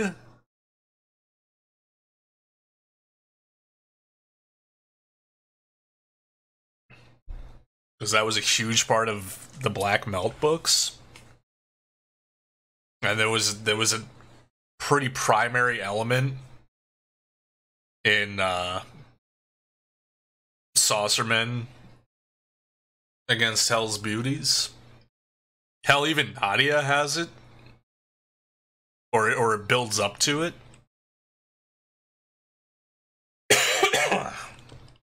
There's a bunch of wacky shit going on with the brain and the mind.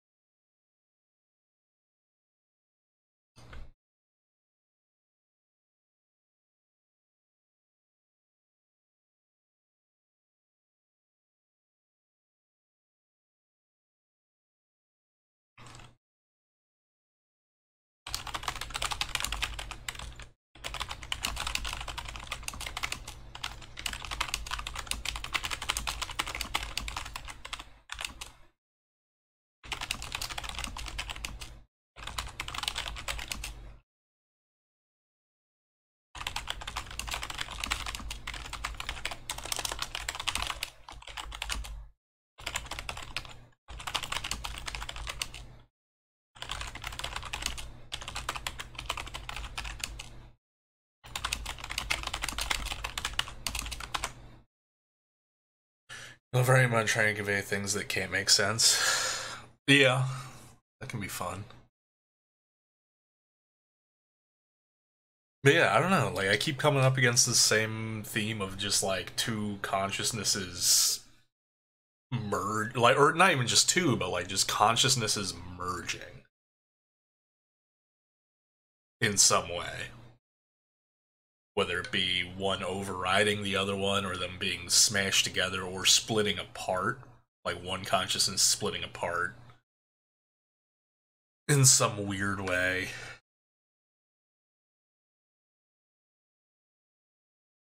And it's like stupid obvious now that I've realized it, but like I did so much of it without really thinking about it or intending to do it. It just kept coming up. And it kept making sense to like with this, like I didn't intend to start this whole being Sarah personality fusion type thing. It just seemed like a logical extension of what was happening. And then I ran with it, and I'm like, well, this is kind of like it's kind of like Black Belt. And then I was like, oh, it's kind of like a lot of stuff that I've already done. Well, that's the thing. I didn't realize it was a theme that I like to stick to until like last night. Like I have other themes that I like to stick to that I'm well aware of, and I lean into that shit. This is the one that just it just happens, and it snuck up on me. And I was like, well, fuck, man.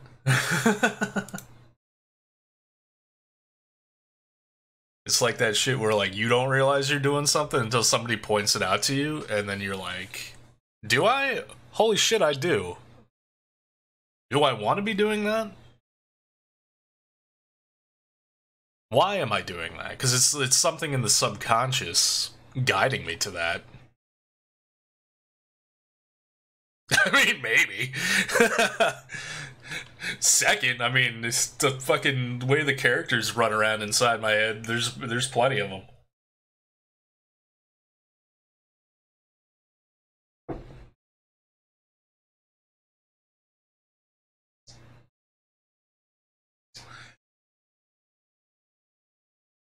I mean, it does make sense to some extent, because, like, that's, like, when I was growing up reading comics, that was part of, the fascination I had with, like, Venom, is the fact that, like, Venom is two beings existing together.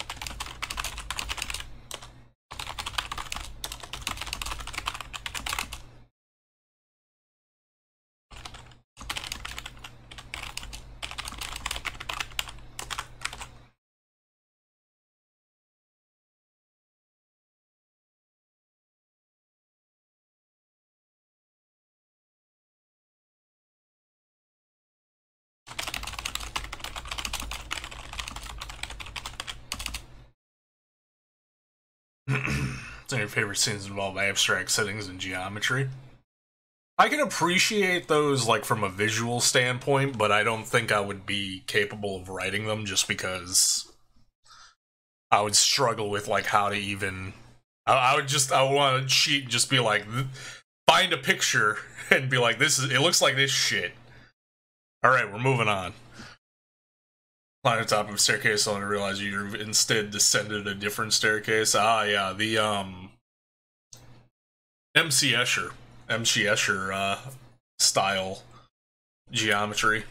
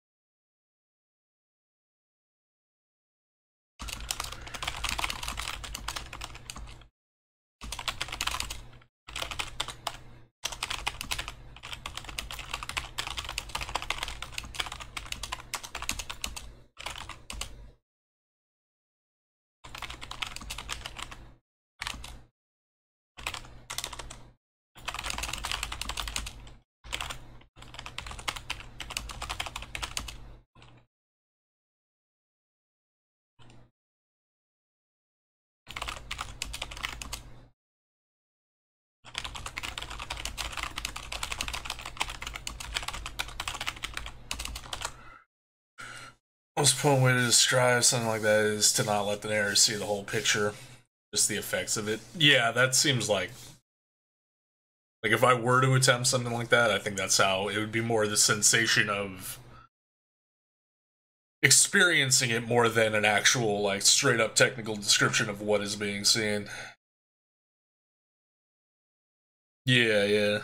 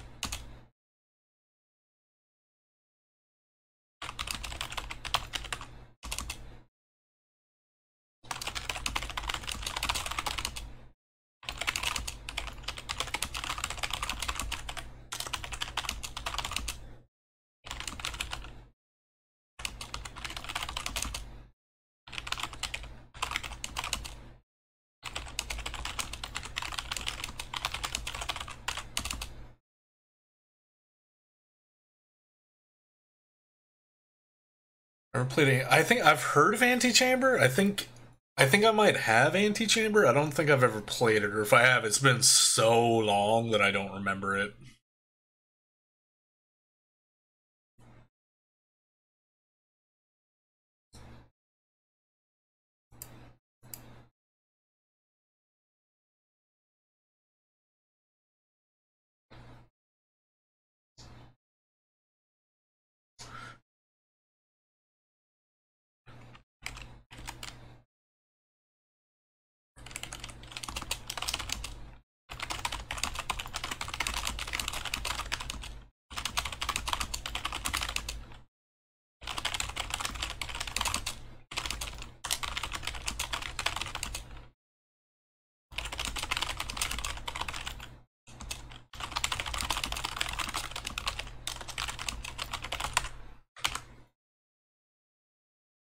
bonkers, kind of the thing you were describing. Ah, nice. Let me see.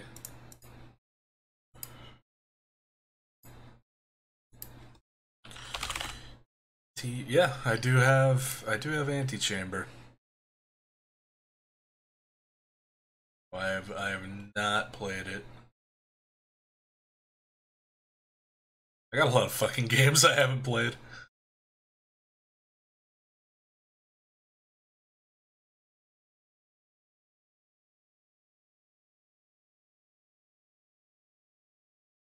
Even as the developer told me what the game was doing to mess with my brain, it was still messing with my brain. Oh yeah, maybe I've seen somebody play some of this.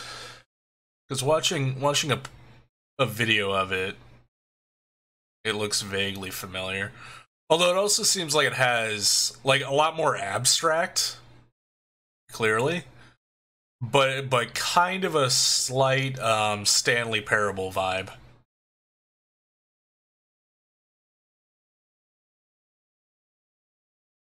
It does look cool though.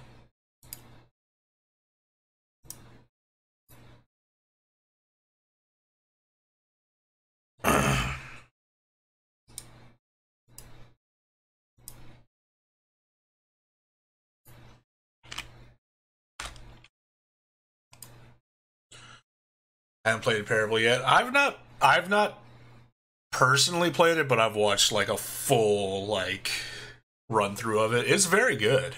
It's got some of what you're describing, but it's also got like kind of a very Douglas Adams narrative to it.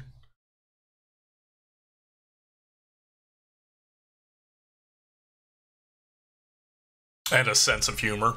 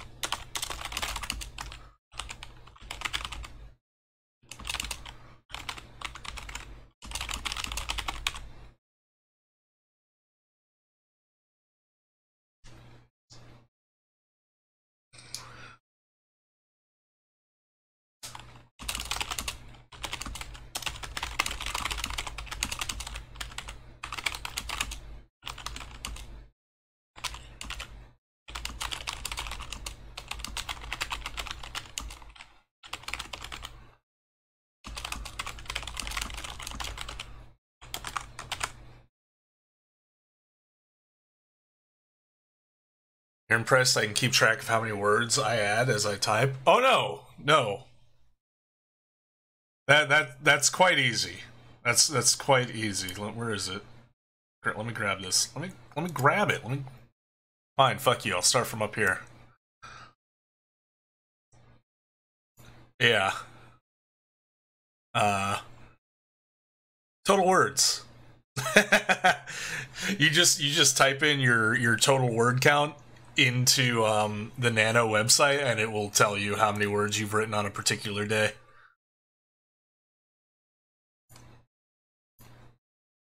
That's cheating. That's technology, baby.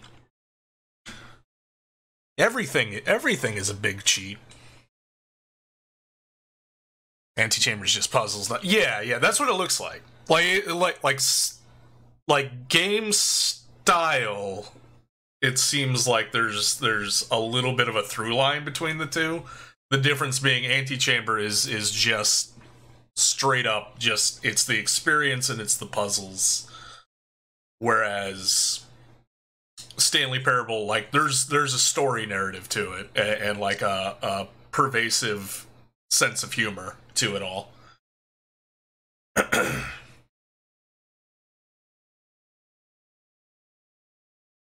But it's still very good.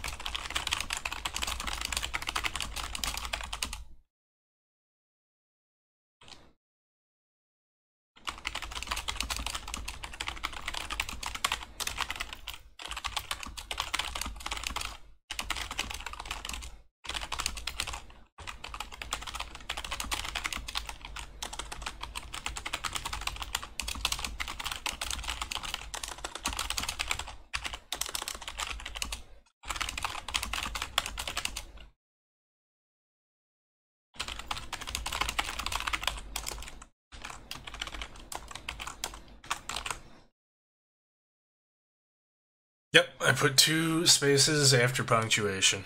Yep. That's how I was taught. Only real exception where I don't do that is like Twitter, where number of characters matters. It's wrong now? Fuck you. It's all meaningless. It's all made up bullshit. However you want to do it is fine.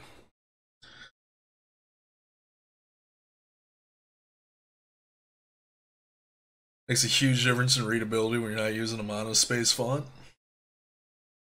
See, I find it makes it, for me, the double space between sentences makes shit easier to read.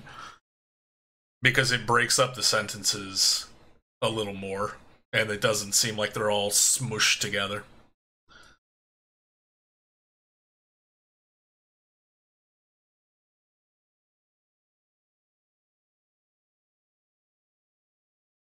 Back when people actually... Wait, actually slows down... Wait, pause... Wait. Oh, I read both of those messages came in and I merged them. People use typewriters? Yeah, probably. Necessary pause and actually slows down reading. But that's how sentences are supposed to work. There's supposed to be a pause there.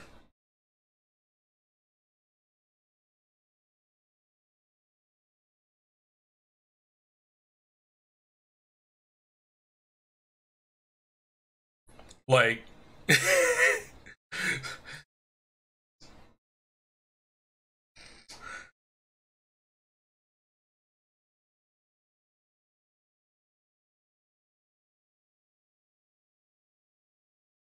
Joke's on you. I publish my own stuff, so I don't have to deal with their bullshit.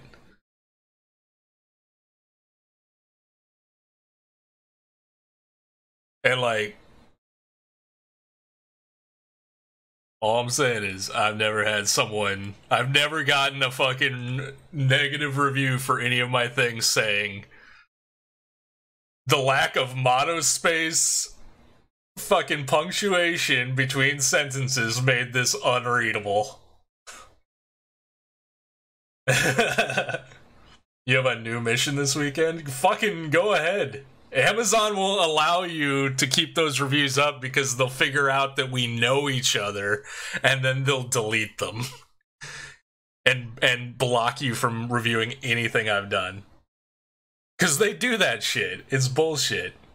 Like, I understand it on some level, but it's at the same time bullshit.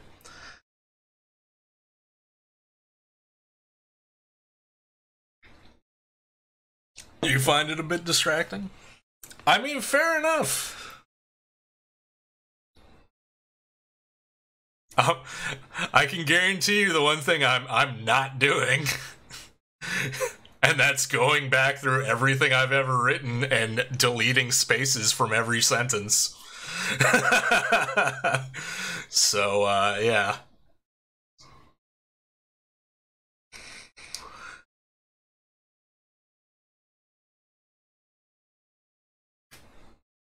I'm not doing it.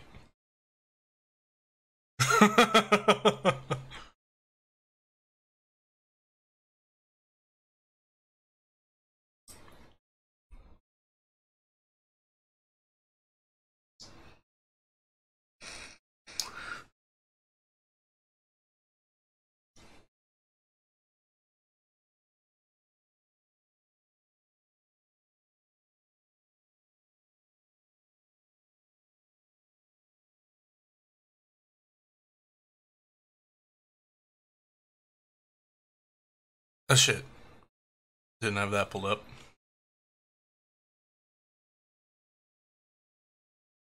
I just probably just love the added space in between lines because they can make line edits easier. Yeah.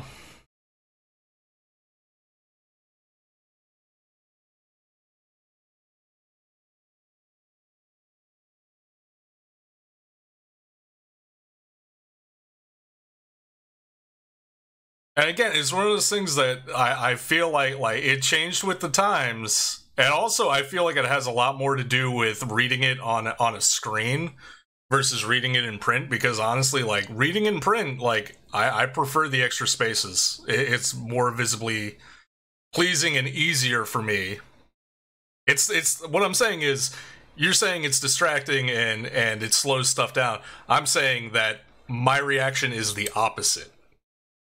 Which again just ties back into it's personal preference.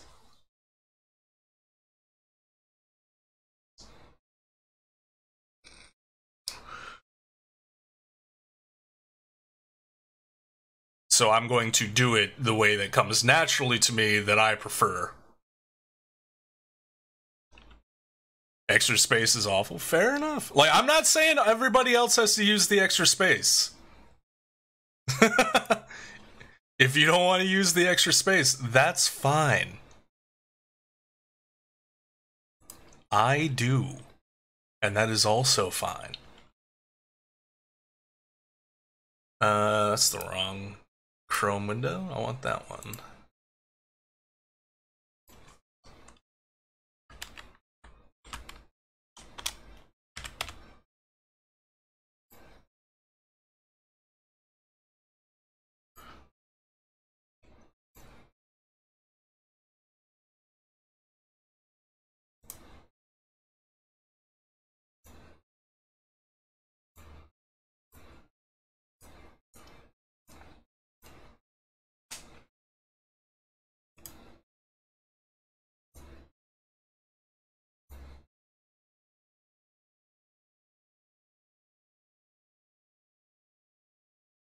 Yeah, that's why self-publishing is great. Exactly. Yeah. Well, it's like, what are we gonna do next? Have a fucking in-depth, pedantic argument about whether or not the Oxford comma should be used?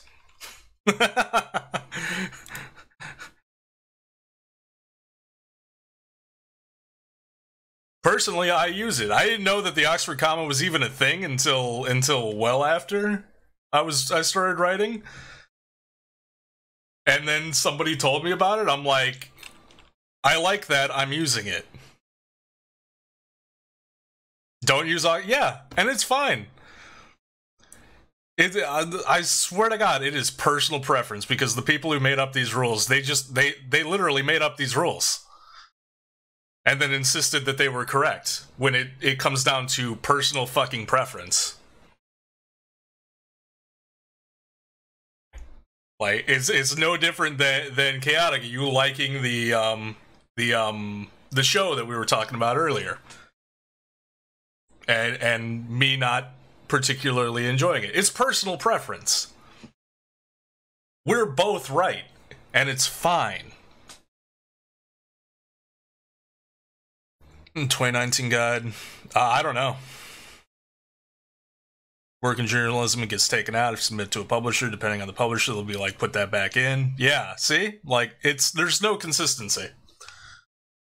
Or if there is, it's like very niche consistency depending on specific instances and whatnot. And again, I'm self-publishing, so I'm gonna... That technical formatting shit, like, I'm not gonna stress... Like, if it's readable. If it's generally readable, I'm way more... If I'm gonna focus on anything, it's gonna be the content.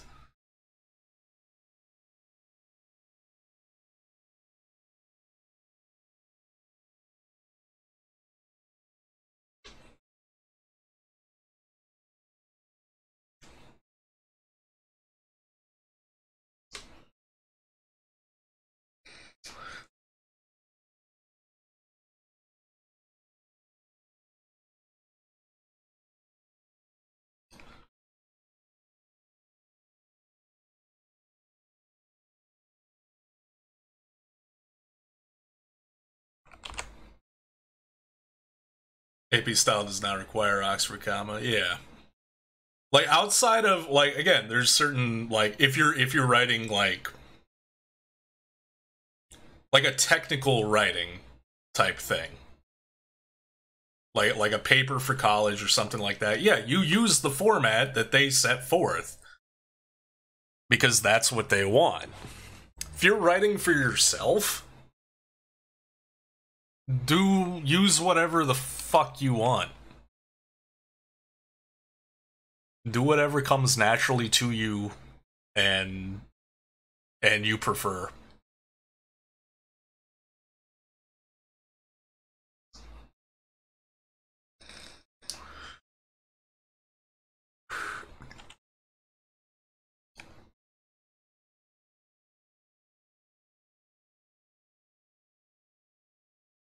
Procrastination and inability to finish any writing project? Done. There you go! You get fucked all the time because you prefer Oxford comedy, you work at a newspaper, and they're like, nah.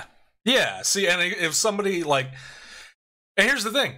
If I was submitting something of mine to, like, an actual publisher, and they published it, and they took out all the extra spaces and whatnot, fair enough. They're free to do that. They're footing the bill for printing costs and everything like that. Whatever. Like, I'm not gonna care. They make me take it out? I'll be like, yeah, nah. Yeah, nah. Well, I guess it would be different, like, in a newspaper article type thing.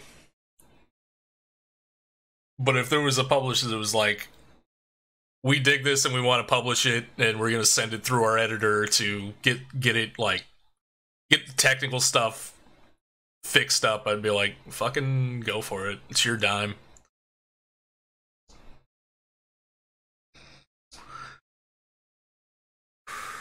You still have to do the work? Ah. Well, then I'm glad I just handle all that shit myself. Honestly.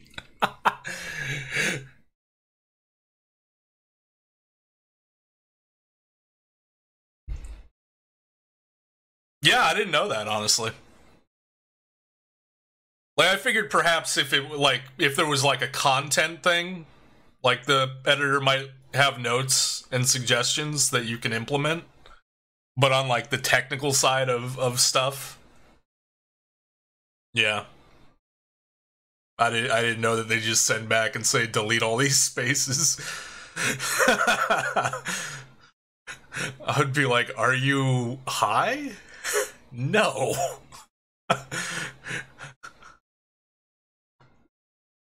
Just don't hand it in, they do it for you. Ah, okay.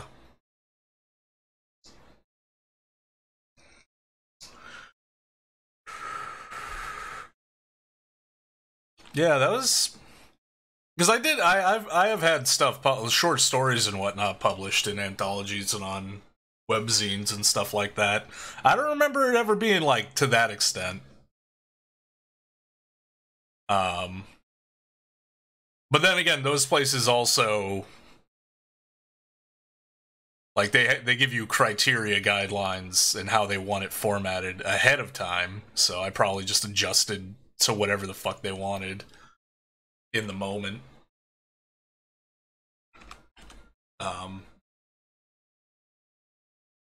And again, like, I think this is one of those things, like, it comes down to, like, what specific market it is. Because I do distinctly remember there was only, like, one place in particular, and it was the only place that ever did, like, some post-work editing. Because most of the time they were either just like, yeah, we'll take it, or nah, we pass, for whatever reason. But I do remember there was one in particular where the guy edited it, and he just wrote his own shit in. But I'm pretty sure that was that specific guy, because he was also a writer, and, based on my interactions, a bit of an egomaniac. And, yeah. And that was the fuck of it. At least from my opinion, he wasn't that good. So he added shit in, and I'm like, I don't like it. It's not good. Short stories, short fiction might be different. Small, but novels, publishers do hire the editors to go through and find the edits for you, but they don't do the work for you. Ah, okay. Yeah, kind of. I don't know if it was full-on control freak, probably some degree of that, but also just, like, he wanted to leave his fingerprints on it.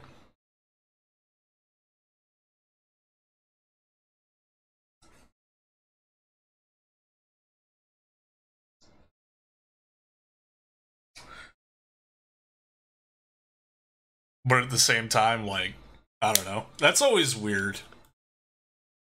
Like, reading someone else's stuff and then trying to gauge it. Because, like, clearly I'm biased to my own stuff. And at the end of the day, I don't know if it's any good or not. That's up for someone else to decide. But at the same time, there's times I read other people's stuff and I'm like, it's not... I'm better than this. But then I just tell myself, shut up, you fucking egomaniac. Same for newsreaders, don't do the edits for you. Don't want to change the author's voice. If you do too much, you risk destroying the... Yeah, see, and that's what I felt like the one time I had that dude, like, just straight up just add scenes in and just do writing on it. I was like... So that does make sense. And that's why I said with, like, the editing side of it, like, as far as, like, content addition or tweaks and whatnot, like, I kind of assumed the traditional route of doing that was it was just notes, and then you work with them to do the actual writing part of it. Because, like, that's the only thing that makes sense. And that's why, honestly, I have such a hard time, like, editing someone else's stuff, because I'm like, who the fuck am I to tell you? Like, if it's something, like, really obvious, I can be like, well, this doesn't make a lot of sense. Like, maybe expand on this a little bit. But even that's pretty rare for me. Usually if somebody asks me to edit something, I'm like, I can do a technical edit for you and, like, point out where all the misspellings are. Like, I'm good at that. I feel confident doing that. But as far as, like, the content and the story itself, I'm like, it's your story. Like, if this has come out the way if you're happy with it, then that's the story.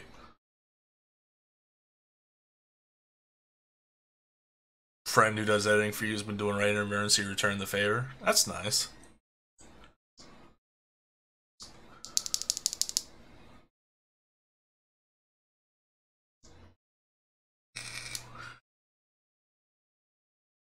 Yeah, I tend to, on some level, edit my own stuff, but, like, with the caveat of, like, I don't have other people, like, to actually edit, but, like, I'll give people copies to read through to give me feedback to see if I need to do stuff, which I guess is kind of like an edit. Structural editing the hardest, most intense guy. Yeah, for sure.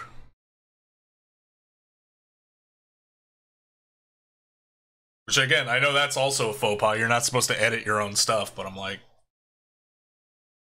listen, man, I have a hard enough time finding beta readers.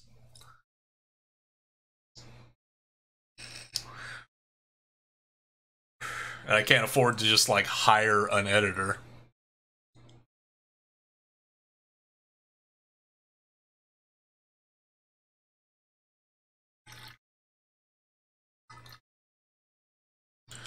Just type and it creates a note in the doc. Oh yeah, nice. Yeah, I've never really fucked with Google Docs too much. I've got old man brain. I look at it and I'm just like, I don't understand.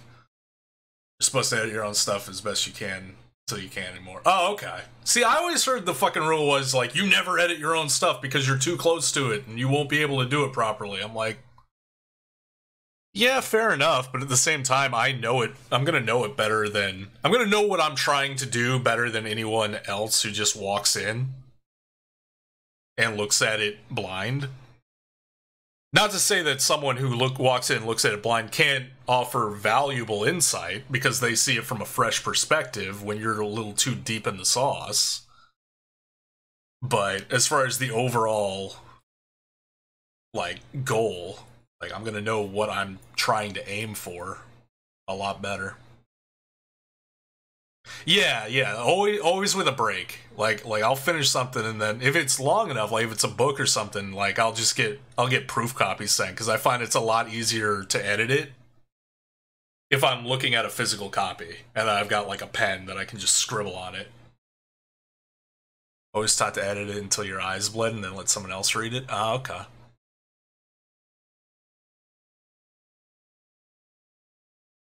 Okay, see, so there you go. Like, I was doing that anyway, but apparently this was just some bullshit line that I was fed, and that was hammered into me, and I just assumed I was doing it wrong, but I didn't care. Well, yeah, no, and that's why I try and pull up beta readers, because that tends to be like the biggest help. To try and find if there's something that I just spaced out on and like didn't do well enough. Some used to what you wrote that you're not. Yeah, exactly. Yep.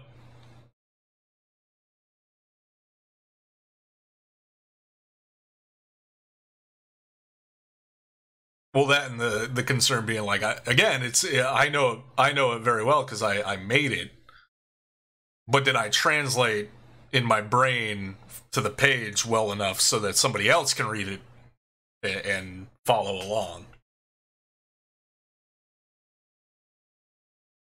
Same reason why I can read your shitty typos. Okay, I gotta use the bathroom.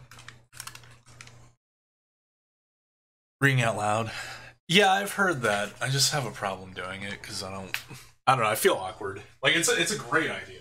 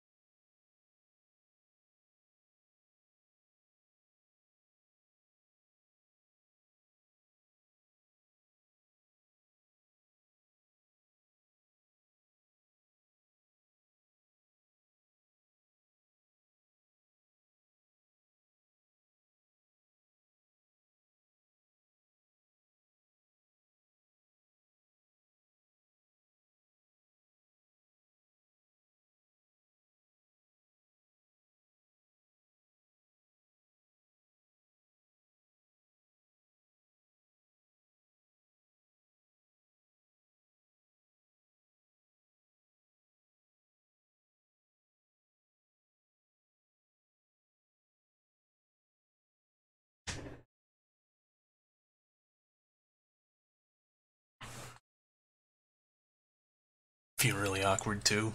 Okay, so good. At least it's not just me. Read it backwards. Yeah, I've heard that too. People on your stream keep reading things out loud, and you're like, "Oh my god, you're all trolls," but this is helping. Yeah, I have had, or I've gotten to hear other people read my stuff out loud before, which is always very, very squirmy, but also very cool.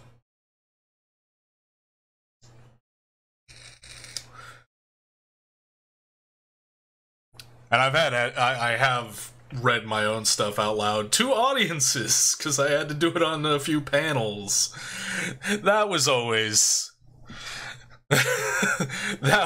very uncomfortable. I was like, there's a bit of anxiety in regards to any kind of public presentation type thing, regardless. But I can much more easily, like if it's a panel where we're just randomly talking about a specific topic, yeah, that I can do. Because I'll get into the flow of the conversation and suddenly I'll just not so much forget that there's an audience there, but be a lot more comfortable because it's just like, it's a group conversation. But having to sit there, all eyes fixated on me while I'm reading something that I wrote is very uncomfortable. Yeah, I was gonna say, like, you forget the audience is there, but, like, no, that was never the case, thinking about it now. Like, I was always very present of the audience, and I would utilize that to some... Like, I would try to include them. Like, I would try and play to them. Throw it at the other person, then run to a dark room and cry because you're embarrassed that they're reading your words in front of you. Yeah, having your stuff read silently, even, in front of you is... It's like your muscles get all tense, you start rocking back and forth, and suddenly you have no idea what to do. It's just like What do I do with these? I don't know I've had them my whole life. I don't know what to do with them now. Why are these here?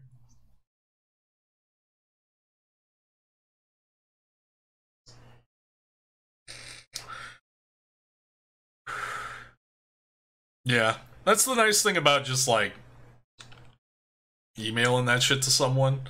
Or just handing them like a proof printout and being like, here, I'm gonna go away now. Tell me when you're done.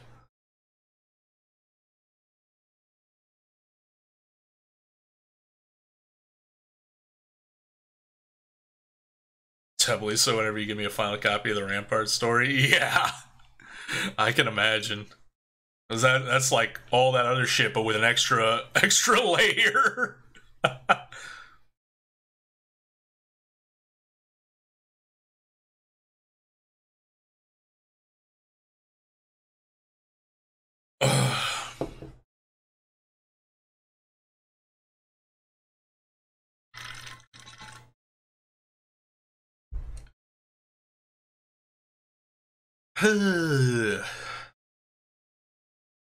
Well, it's almost 5 o'clock. So I know them cats gonna be getting hungry.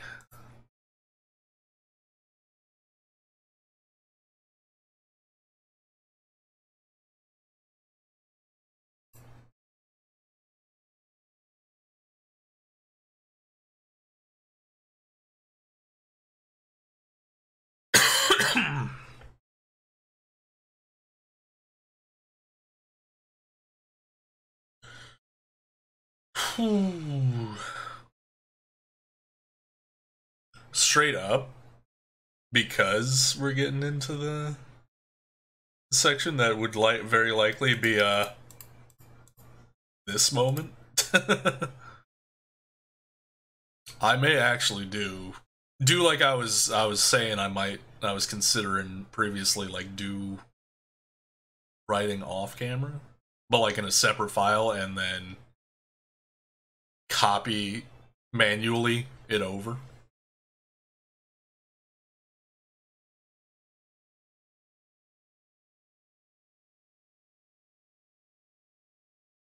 That might be how I approach the rest of this chapter.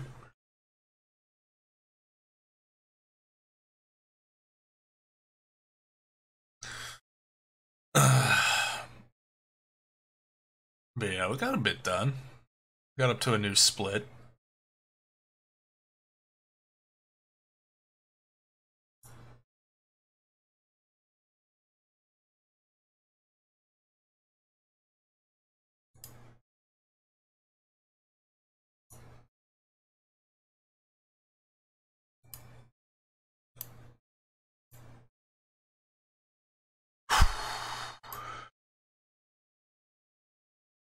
But yeah, I think I'll call it here.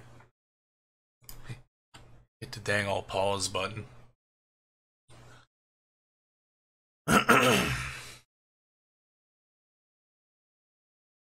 Yeah, it's fun. Got some stuff done. Yeah, I'll be back on tomorrow night. Me and Neffy doing co-op, and then me and other people doing co-op. 7 Days to Die, and maybe DBD, maybe something else. Depends who's around and what we're all interested in. But yeah, thanks for hanging out and chatting and everything, and helping me put together a wardrobe. We got that done at least. So yeah, I'ma go. Have a good rest of the day, everybody.